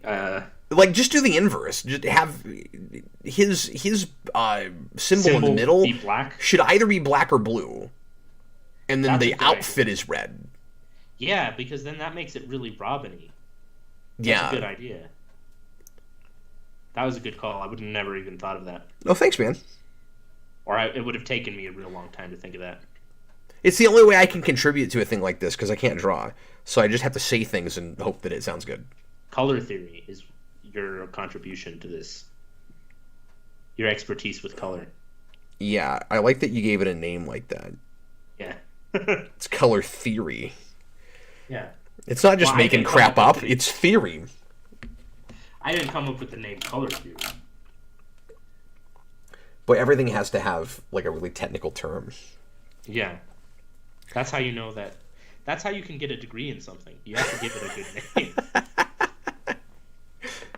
When you can afford college, that is. I have that thought sometimes where I'm like, man, the farther away I get from college, the less I remember the technical terms for everything, and then I just don't sound as professional. The farther away I get from You know. school, the less I know mathematically. Oh, well, yeah. Like, people will say, I didn't know "Oh, anything to begin with, and... Where is that? Some people will say, "Oh, this thing is like in some amount of minutes or whatever," and I'll look at the time and be like, just staring at it for like a while before I'm like, okay, that's going to be at this time. I'm not afraid to use a calculator. Oh, for a minute I thought you were saying you didn't know how to read a clock. No, I don't know how to read a clock, but that's entirely. I don't even know how to read a digital clock. I don't know how to read anything. I don't know how to read. He draws because he can't read. Yeah, I don't know if you guys know this, but Cap has to read me all his scripts. I do. So you haven't actually read a comic book, you've just looked at the pictures. Yeah, which really, I mean, that's really the whole point of comics in the first place, is sequential art. So I'm on a higher level than anyone. See, what Ty can really tell you is if if a story is understandable enough just through the visual storytelling, because if it's not, he's not going to know what the heck happened in the first place. Yeah, and therefore it's a bad comic at that point. Okay, so I'm not suggesting that you change anything. Yeah. But the red might also end up making it look even more like an Incredibles character. You're right. I didn't even think that when I suggested that. I mean, this is all just for fun anyway. But I like it. It's cool. I don't really know what I'm doing right now, so just to let all of you know that I haven't been saving any of this art. Oh no, have you not? No. I wanted that Knuckles though. I'll draw another Knuckles. I wanted Knuckles. I can easily draw another Knuckles. Believe me. I do believe you. He did it once and he can do it again, folks. AMC Comics says, I say indigo. Indigo. That's like bluish purple, right? I think like so. This color. Let's see. Let's see what happens when I do this. Oh, I guess I'm supposed to know that because I'm the expert in color theory. I'm going to memorize all the hues of Crayola crowns. Idea. I'm sure that'll make you very popular. This is the exact hue that is macaroni and cheese. Yeah. I hate that sort of name for something. Do you? Yeah. Oh, let's name it mac and It's cheese. fun for kids. Yeah, but even as a kid, I was like, "Hey, can you hand me that darkish orangish yellow one?" And they're like, "Oh, mac and cheese," and I'm like, "Well, now I don't even want to draw." uh, you look like a man who takes himself too seriously. Yeah, I think I'm done with this for now. It's cool. Let's Yeah, this is a quick idea. Yeah, Let's come up with another I like it. thing, another simple thing for me to draw. Sure, that sounds good. Yeah, because I'm probably going to need to leave in maybe 15, 20 minutes. Oh, that's sad. Okay, let's see. We'll give Ty one more thing to draw. Yeah, something. I'm having kind of an off night with my art for some reason. So let's see if we can. Don't say that. I think it's looking great. Yeah. I hope everybody's enjoying it. Yeah. I just compare myself to other people too much, I guess. I really need people to be enjoying your art because I'm leaning on it entirely for entertainment this evening. Yeah. And you're leaning on it partially for that comic book we're doing. Maybe entirely, actually. Yeah. Yeah. We're not actually gonna have words for that. Do you have any art, any new stuff that you can show off tonight? Any new stuff? I'll have to think. Let me actually look. Because honestly, I'm not sure. I know I've drawn stuff. I mean, Do you've done at least a few things since we did a stream. Yeah, I'm trying to see right now. Totally cool if not. I don't mean to put you on the spot, but Oh, I had that Spawnville drawing, the hash drawing. Did I show that off? I can't remember. But that's what I meant is if you had any Spawnville stuff. Yeah, let me see if I can get this onto that screen. Let me figure out what I'm even doing here. And we'll take... we're still taking requests, guys, so throw things out, and Ty will pick one he really likes. Okay. Oh my god, Gerbera, if he does Bubbles as Lord Zedd, I'll have to get another tattoo. Another one. Well, you're already getting so many. Well, I know, but I'll have to get one of a character I already have. Yeah. Do you see the do you have that on the screen there? I do. It's all black. It's all black? Oh wait, now it's not. Now we can see it. Yeah, no, you've not shown this yet because this was well after that stream. You just did this a couple weeks ago, right? Yeah, but I just didn't know if you posted it anywhere or anything. I didn't. I think I showed it to maybe the private Discord, but okay. But I haven't I think put it you out mentioned publicly. you showed it to Eric. I did show it to Eric, and he really liked it.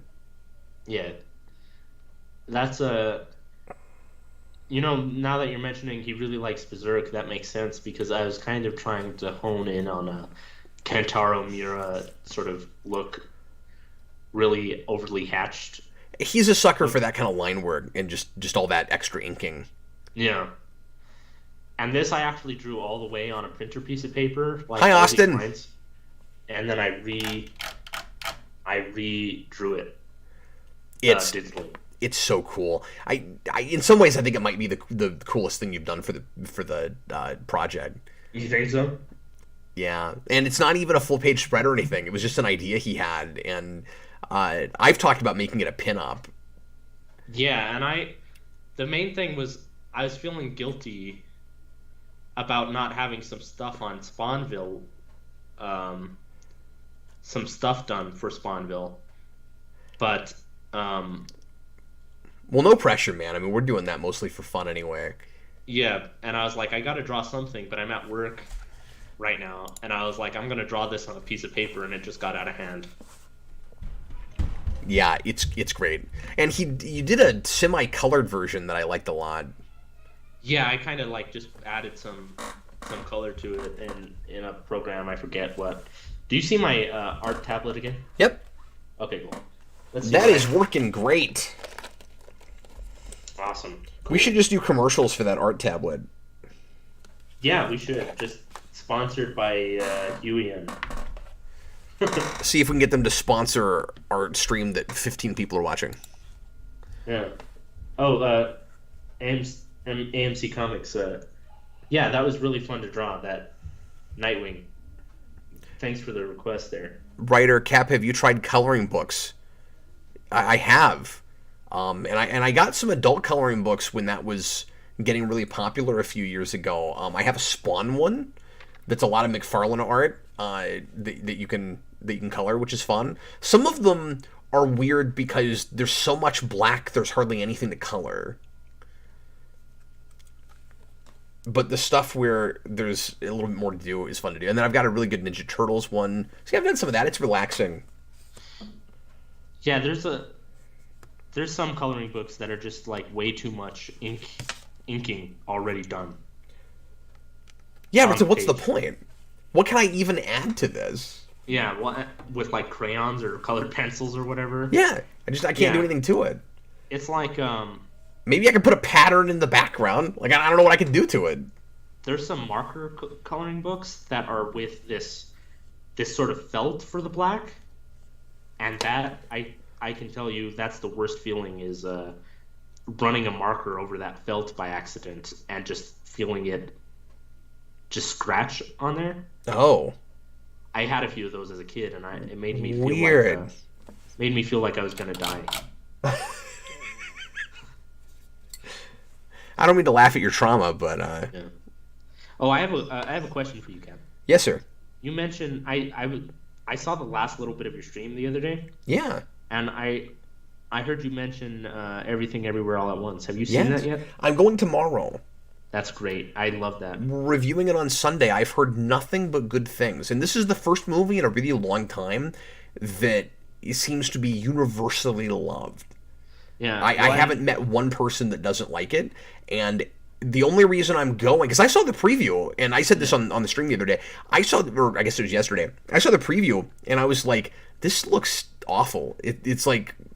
Oh, really? We're gonna. I thought it looked terrible. Like so multiverse is gonna have to be the new time travel, where like everybody's got to put their spin on that, and that's the new thing that everybody's doing. You know, gimmicky for sci-fi. And then who was it? Austin messages me, and he's like, "Cap, you have to see this movie." He's like, "That movie, really?" And he's like, "Yeah." He's like, "They made it for you." It's like, and he's not the only person that said this to me, where it's like. A studio, for some reason, looked at Captain Logan and said he needs a movie. Yeah. Just for that guy. That's what everybody's been telling me. So I have to go see it now.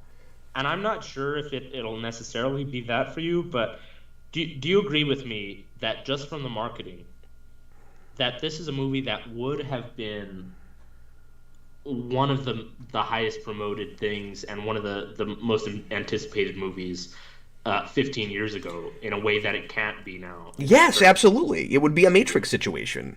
It would be an Independence Day situation. Absolutely. Just the gimmick of it. Yeah, just the novelty of it. The filmmaking is insane. High concept is not enough anymore.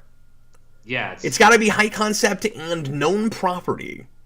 Yeah, exactly. Or else it might not even get released. I'm surprised that it's played where I live as long as it has. And I think that's only because it's doing really well because of word of mouth. I'm certain it would have only played in theaters for like a week over here if not for it doing really, really well. Yeah, like how did John Wick even happen? I don't know. It's like the first one I barely even heard about, and then the second one was massive, and then it's just like a huge franchise now. Yeah. Now it is one of those IPs. And deservingly so. I mean, it's wonderful. When I first saw it, I was like, oh, it's like a red box type action movie with a star you recognize. You know, that was my idea of it. Well, I like your Kirby. Did somebody ask you for that? Yeah, someone mentioned Kirby in the chat. I don't know if they meant. I mean, I'm actually they probably meant this. I want to see his Bubbles as Lord Zedd now. Okay, let me think. Bubbles as Lord Zedd. It's like, can I even do that? Be weird looking. Now I gotta look at all this photo reference. Yeah, I have to look up Lord Zedd. I just think it'll be fun to see Bubbles like holding a staff but not holding a staff. Yeah, and let's see. Bubbles. You know, I never thought about this, but Kirby has a surprising amount of like design in common with the Powerpuff Girls. That he's made out of, pretty much. I'm sorry, you cut out for a second. What was that? I said, are you talking about the big circle that he's comprised of? Yeah, and that he doesn't have digits, and he's the same kind of cutesy, and he's small, and he floats. There's a lot of design elements that are really similar. He's very animation. What's the word? Animation friendly. Yeah. His design, but also what's weird is he doesn't appear right away to be very video game friendly. Just from the simple fact that he's a sphere, and he started off as like a sprite-based video game, right? And those is like you need so many pixels next to each other, comprised in such a way to even make a circle look. That's an excellent point. So, I mean that's like something that is like, if someone said to me at that time to create a simple character to animate in sprites, I would not think of like such a circular sort of character. Okay, but Pac-Man. That, I guess that's true. And you kind of got to wonder. I mean, that is a good point. I'm not trying to tear that point down, but it does make you wonder how Pac-Man was such an early, popular video game character, being just a sphere.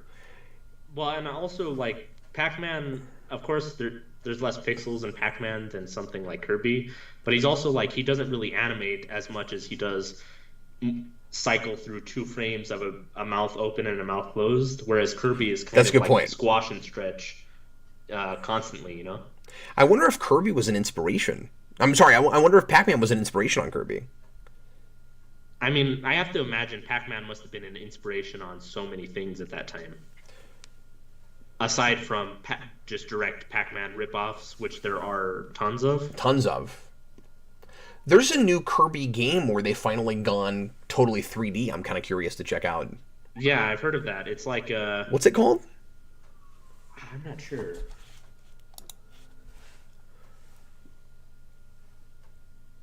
I just cannot do these squares, Ty. The squares are your biggest enemy. This, I don't even know what I'm doing here. This is going to be such a weird character to turn into Bubbles. Yeah. But he's already got the visor going. Yeah, well, I've got this weird mouth grate thing going right now, is what I'm... Oh, okay. Oh, yeah, right. The mouth grate. Yep. Yeah. And then you'll have a visor above it. I can't believe you're attempting this. I'm so excited. Yeah, I don't even know really what I'm doing. What I'm going to do here is... I'm gonna draw her exposed brain. Yes. Okay, so here's what's great about this. So my favorite episode of that show is where Bubbles thinks she's Mojo Jojo, and that's what I got my tattoo of. And Mojo Jojo has an exposed brain, and that's why he has the big turban hat thing on top of it, right?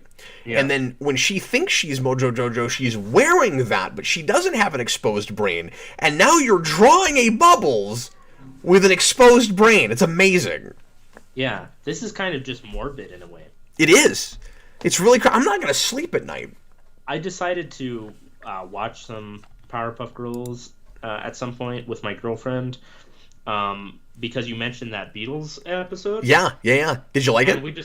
We watched a bit of it, and there's like an episode where who's the mean Powerpuff Girl? Buttercup. Buttercup. Yeah. Was just kicking their teeth out. Yes, it's so great. Yeah, that was great. I wish more kids cartoons these days had violence directed directly at children. And a tooth for a tooth. And I think the professor he like kicks her teeth out at the end. No, he doesn't. No, he doesn't. No, he doesn't. What does he do? I remember, or no, like he just lets the other girls beat her up as like. He lets all the villains and the people in Townsville beat her up. Oh yeah, that's terrible. It is. No, he's a horrible father. You need to see the movie because it's all about bad parenting. Uh-huh. Okay.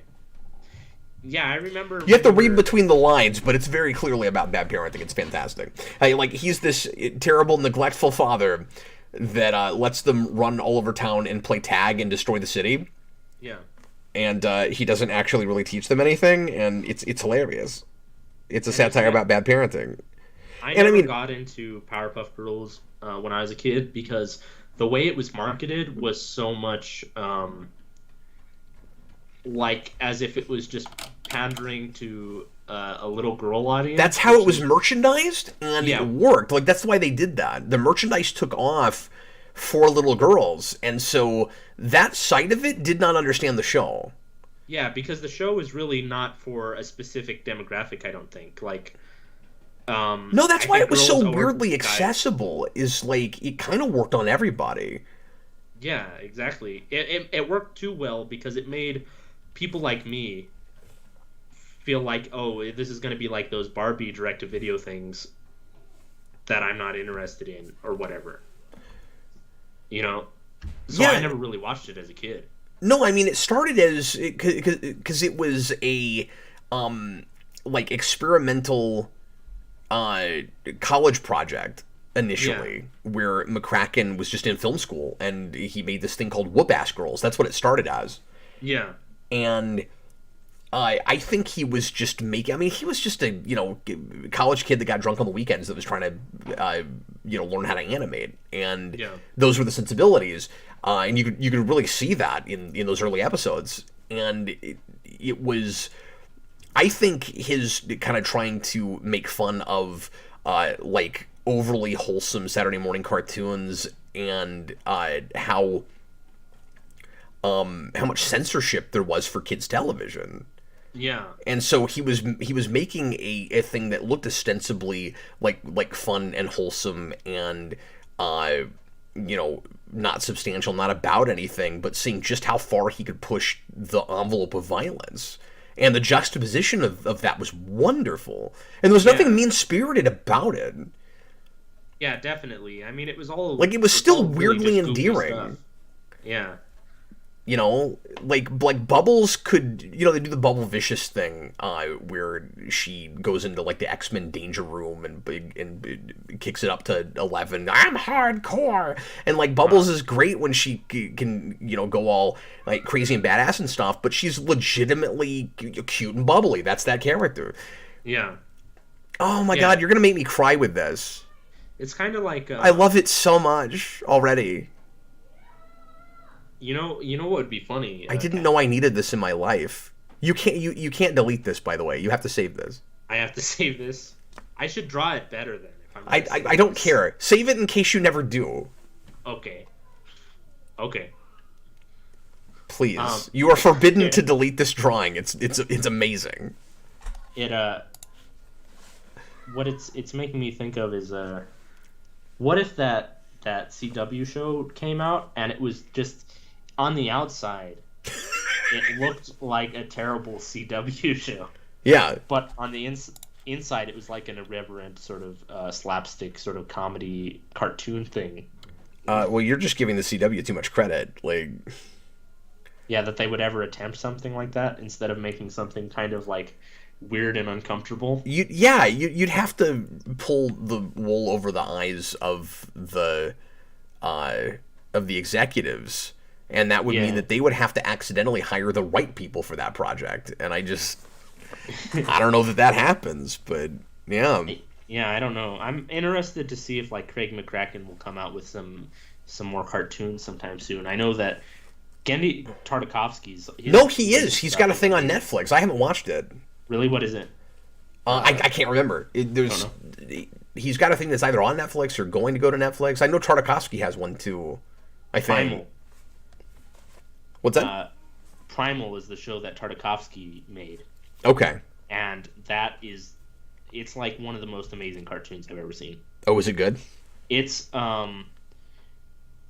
all based around animation and score. It's like a silent film because it takes place in like the Paleolithic era or something like that. But it's like weird, a weird fantasy history where it's like cavemen and dinosaurs and ape men all live together. That sounds so Tartakovsky, man. Yeah, and it's amazing. It has all of his sensibilities of like timing and stuff with his animation. Uh, I mean, and Samurai Jack looked like a thing that he almost wished he didn't have to put dialogue in. yeah, and that's exactly what Primal is. It's him uninhibited by I have not even heard of this. yeah, I if I was on the Patreon tier right now, that's the next thing I would request for you to watch just because I'd love to see what you have to say about it. It's only one season right now, which is like 10 episodes, and supposedly there's going to be a second season, but I haven't really heard anything about it recently. Okay. Um, but what there is beautiful. Okay, I'll have to take a look at that. I don't remember there being white bands on the arms of the Space Rangers. Like I've painted four more of these, and I don't remember doing that. So maybe I did it wrong, and I have to go back and put bands on all these. Always use reference. Surely, well, I did, which is making me go: was it just the Blue Ranger that had these? Surely not. Yeah, I don't know. There's no way there's a design element like that only one Ranger had that wasn't like a six Ranger. Imagine if they just put a weird like. I think that would just like irritate people. It would get people's OCD going. If everyone, all the Power Rangers have like the exact same design except the color palette, and then just one has a completely disparate design element that none of the others share. Well, like yeah, a lot of the Six Rangers kind of have that, but they're supposed to. They're like They're special. yeah, they're like loners Yeah. and sometimes came from a whole other series of Sentai Oh, really? that's then shoved in the show. Yeah, that's what White Ranger was. He was from a totally different show. I've talked about this before, but the only Power Ranger that I'm interested in is the Quantum Ranger because he's played by Dan Southworth. Yeah, you have mentioned that. Yeah, and I watched that episode specifically, so I'd never seen the rest of the series, but I watched that set of episodes that he was in that show just to see him in it, just because I thought it would be entertaining. Well, I'm gonna make you watch more Power Rangers. Okay, yeah, we should do something like a he made me watch Or with just or like a blind blind commentary. Yeah, commentary stream. have me watch an episode of something you really like that I've never seen, and the opposite. Yeah, or just a couple of marathons or something. Yeah, that'd be awesome. Because That's become one of my new favorite things to do on the channel. And it's shocking that enough rent them, but I love them. what's interesting is that people are going to know me for drawing so far on this channel, but really I'm probably better at talking about movies than I am at drawing in the first place. And I was actually thinking about coming up with my own YouTube channel where I do a bit of that sometime soon. Sure. And I just think that would be really fun to do, sort of a video essay type thing. Um, yeah, and I think that would be cool if we did a Power Rangers show where you made me watch some of your favorite Power Rangers episodes or something. Yeah. The main thing that turns me off about Power Rangers is the whole sitcom sort of elements. Oh yeah. I'm not sure if that's really a long-running thread in all the series, or if that's mostly a Mighty Morphin thing. But the goofy antics outside of the Sentai action always just felt, I don't know, like kind of superfluous and unfunny to me. Oh, it is. No, it absolutely is. Yeah. You have to adjust your expectations most assuredly. And some of that stuff just isn't going to work at all if you didn't grow up with it. Yeah. Like no, it's not good. And it's some shows have more of that than others. And that's part of why I think I probably gravitate towards Ultraman, just because that show, even though it's a goofy sort of thing, it just takes itself entirely seriously. Well, Whereas yeah. I mean, that's what I like about the Sentais, which yeah, you should probably watch over Power Rangers, but... yeah. Well, and that's what I mean is I think Power Rangers sometimes, when I was a kid, it felt a little too tongue in cheek to me. Oh, absolutely. Yeah, yeah. Whereas something like Ultraman is more like all the characters take it really seriously. You can't make a criticism of Power Rangers that I won't agree with. Yeah.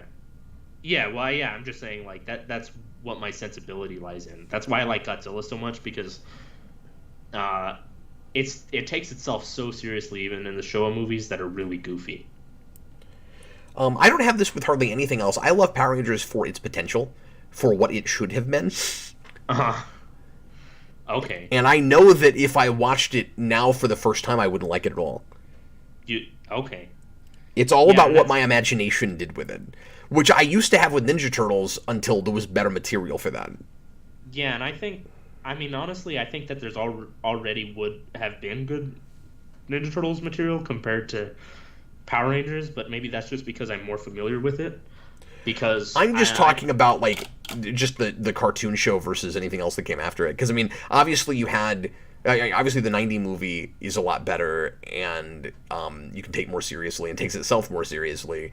And yeah, I was going to say, that movie is just amazing. If you read any of the Mirage stuff. But when I was growing up, all I knew was that 87 show, and I filled in the blanks and took it seriously, and didn't realize what it really was. But then... later on, the 03 show was kind of what I thought I was watching. Yeah, and I think the 80s Ninja Turtles show still works as sort of a goofy sort of thing. The main issue is that it's just not as funny as a lot of its contemporary comedic cartoons, I think. So wait, are you making her, like, also Mojo Jojo at the same time? I just thought that this type of brain worked better. I looked at Mojo Jojo just to see how his brain was, because Craig McCracken is also like one of those really designy sort of character designers, you know? That sounds redundant, but I think you know what I mean. Right, but that's not his brain, that's his hat. Okay, what is his brain like? I mean, his brain looks like a brain. Does it look... I feel like there has to be some designy element about it. Like, what you were doing in the first place was, I think, kind of right. Okay, let me see. My mouse is glitching out. Oh, right now, that's good. Let me see if I can find... I'm just saying, if you give her the Mojo hat, then it really confuses issues. Yeah, then it seems that's a mite too far. Yeah. For what I'm doing here. What's even going on? Hold on. Okay, there. I was making myself lose my mind because... Oh, don't lose your mind. Yeah, because there is... My pen was sitting on my tablet, and that was causing my mouse not to move. Oh. Okay. You're like, what the heck is happening? Yeah, I was like, what the heck? Okay, I kind of...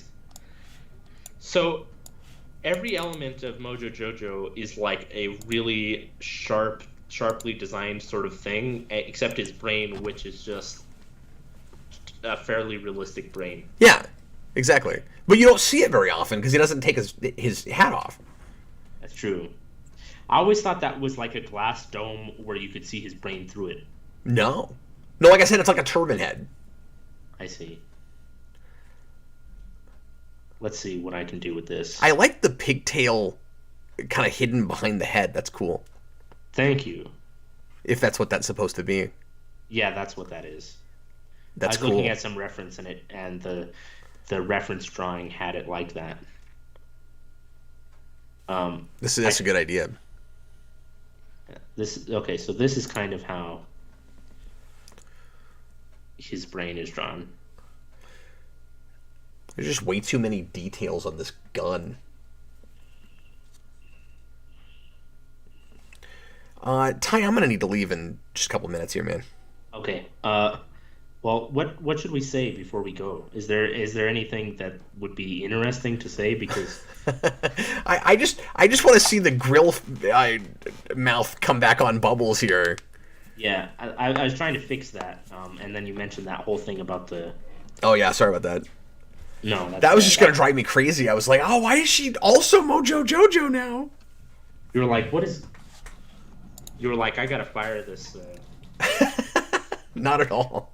Fire this guy. Oh, this is just the best. I didn't know how bad I needed this in my life. It's wonderful. Let's see. Okay, I think I'm gonna do. Who suggested this? This is genius, and it was so nice of whoever that was to just go to my favorite things. Indulge you like that? Yeah, exactly. Because that's exactly what's happening. Jer Bear. Jer Bear is my new favorite person. I'm sorry. What was that? I was saying they said that because you know that they knew that you would say their name after they suggested. That's really smart. Pick a thing that I'll just beg you to do. Precisely. I think this is probably better for how it would look. Yeah. And then let me figure this out. Yeah, you're trying to get in McCracken's head right now. Yeah, because he would not design a character that looks like Lord Zedd in a million years. No. Probably not. This is almost a exercise in futility right now. but it's awesome. That's kind of our whole thing, I think, is that. I think if you and I had like a cover band or something, we'd call it an exercise in futility. Yeah. Or that would at least be a good name for an album. Oh yeah, the album could be called Exercise in Futility, and the band could be called This Show is Cancelled. Jason wants to start a band called Just Chips for Dinner. I think I heard about that. Which I think is a spectacular name for a band. And I think you mentioned that on a stream one time, and you asked Jason what his reasoning for that was, and I think he said he forgot. It was an inspired idea. Yeah, it's Just Chips for Dinner. That could also be like a good 2000s pop punk song or something. Yeah, sure. Everyone's favorite genre. Early 2000s pop punk. It dominated the movies of my childhood. Yeah, it did. Just a bunch of Smash Mouth and Bowling for Soup and oh my god, I hate Bowling for Soup. Yeah, with like you're not a fan of doing that? With a burning passion. No, I don't want to bowl for soup. They did the theme song for Phineas and Ferb, I believe. Oh, really? Yeah, and I think they also did the theme song for Jimmy Neutron or something. Oh, weird. I didn't know that. Yeah, maybe I'm just making stuff up. But I believe so. I mean, nobody that wasn't there is going to bother to look it up. Yeah. I mean, I also don't really like Smash Mouth. They have a terrible cover of Getting Better by the Beatles that was played in the Cat in the Hat movie. Oh, really? Yeah. Well, shame on you for watching the Cat in the Hat movie. It came out when I was 3 years old, I think. Oh. So that was like, I was the prime demographic for that movie. And I was like, this cat is kind of a horrifying monstrosity. AMC, I have not ever seen Foster's Home for Imaginary Friends. I know that's the thing that McCracken did right after Powerpuff Girls. And it looked too weird and not for me, so I never bothered with it. It has a very extreme energy, like a lot of those cartoons at the time did. The closest thing I could compare it to would be Ed, Edd and Eddy, which I couldn't get into either. Was it the energy was just too chaotic or something? I guess I didn't care for the art style in that show. That's one thing I like about the show that made it really unique was that the lines were always moving. Yeah. I couldn't get into that, but it's just a taste thing. I don't know. Yeah. And that show was real popular when I was a little kid. So that's kind of a 70s throwback to have the lines constantly moving. Yeah. It almost makes it look rotoscoped or something, even though they're so cartoony. Because rotoscoped animation, if it's frame by frame, like the lines will just be wiggling all over the place. Well, yeah, you get a lot of like educational stuff. Like Schoolhouse Rock did that. Okay. Yeah, that's true. Well, and a lot of the animation from the 90s and early 2000s on Cartoon Network was specifically inspired by like 60s and 70s limited animation, like the UPA stuff. Yeah. was it directly inspired like Dexter's Lab and what is that other cartoon? Fairly Odd Parents. Yeah, and I mean those have like 10 years in between each other, but yeah, but they both were pulling from the exact same sort of stuff. I'm gonna save this real quick. I'm loving it. It's wonderful. We have to do something with this. Yeah, what should I call it? Lord Bubbles? Sure. That's better than Bubbles Zedd. Or Zedd Bubbles. I mean, Lord Bubbles. She's still got a Z staff, so she's got to have a Z in her name somewhere. So I have a question. She can't be Zubbles, because that just sounds dumb. Lord Zedd is he's a Power Rangers villain, right? Specifically. Yes, that's true. Why is he Zedd instead of Z? Is there a thing about that? No, that's just his name. Okay. Because it sounds kind of ominous. Sounds imperialist. Exactly. Yeah. Yeah. The fan novel I was doing, I had a cool explanation for it. Oh yeah, what was your explanation there? It's involved. Okay. It would take some time to. I guess the long and short of it is, with the and part of the reason I haven't continued with it, by the way, is because the comics have recently done a backstory for Zedd that's pretty decent for Zedd and Zordon. So I don't know if I'm ever going to finish it now. So they took the wind out of your sails. Kind of. Well, it exists now, and the only reason I was doing it was because it wasn't a thing. Like, I didn't really want to write fanfic, but it was just this idea I had that I had to get on paper. But anyway, my Zedd was this kind of religious zealot that believed in the destruction of all things. He worshipped a dragon god, which is where the Dragon Zord comes from in my version. And he believes that the Dragon God wants him specifically to be the end of all things. So he's Zedd because Zedd is the end. Okay. And then I had a whole kind of the contrast thing with Zedd and Alpha, where like Alpha's the beginning and Zedd is the end. Ah, I see. Okay, that's pretty good. I did like a character parallel thing. Yeah, and I didn't get to this part yet in my book, but eventually my plan was to have Alpha actually be the thing that puts Zedd back together after he gets his skin all flayed off. Okay. And so like Alpha designs his whole like structure and the skeletal structure, the metal skeleton and the face mask and all of that. All of Alpha's horses and all of Alpha's men couldn't put Lord Zedd back together again. That's fantastic. Well, hey, guys, I'm going to need to get going, but Ty, this is delightful. Thanks a lot for doing it again, man.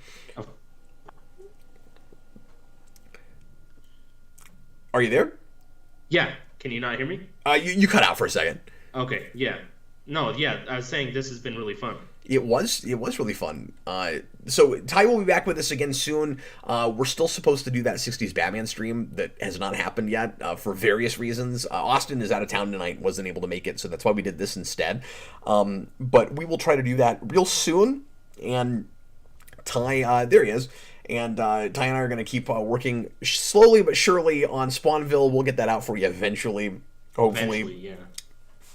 Might take a while. Yeah, we're being very leisurely with it, but we're kicking around other more commercial projects that we'll probably work harder and faster on when we get to them. But yeah, and we've both also got other stuff we're working on aside from Spawnville. So yeah, exactly. But someday, in one of our lifetimes, exactly, you'll die and then I'll finish it. I love that I'm the one that done. Okay. Well, anyway, thanks again, everybody, for being here. I hope you had a good time. We will see you again real soon. I'm going to try to come back on Sunday for a review of Everything Everywhere All at Once. And then I'm taking next week off. So I'll see you again in a couple weeks. But everybody have a wonderful evening and a wonderful weekend. And thanks to everybody who was here live requesting things. You got a few drawings out. Yeah. That you didn't save. It's kind of a weird process. It wasn't something I ever did before. So if we ever do it again, I feel like it'll be more refined, but it was still fine. fun. I thought it was fun doing it so raw. I think you did great. Yeah. I love the Bubble Zedd so much. I have to have that. Yeah, at least I came up with something. It's got to go somewhere. Well, and your Knuckles looked awesome. Yeah, I'll draw another Knuckles. And I think people were really happy with your preliminary design for your Nightwing. Yeah, I think the pose was just a little weird, so I deleted it because I was like, whatever. But I'll draw. I have that design etched into my brain, so I'll do another one eventually. Now that I'm thinking about it, I think there is maybe a Batman Beyond Nightwing in the comics, and maybe it is female. Maybe I thought of that because they did it. I can't remember now. I'll have to look it up. It's been so long. But I liked what you were doing with it. It should be female. The landscape is too male dominated, I think. There's a female Nightwing sounds amazing. Yeah, I just thought it'd be fun for the sake of variety and. Yeah, exactly.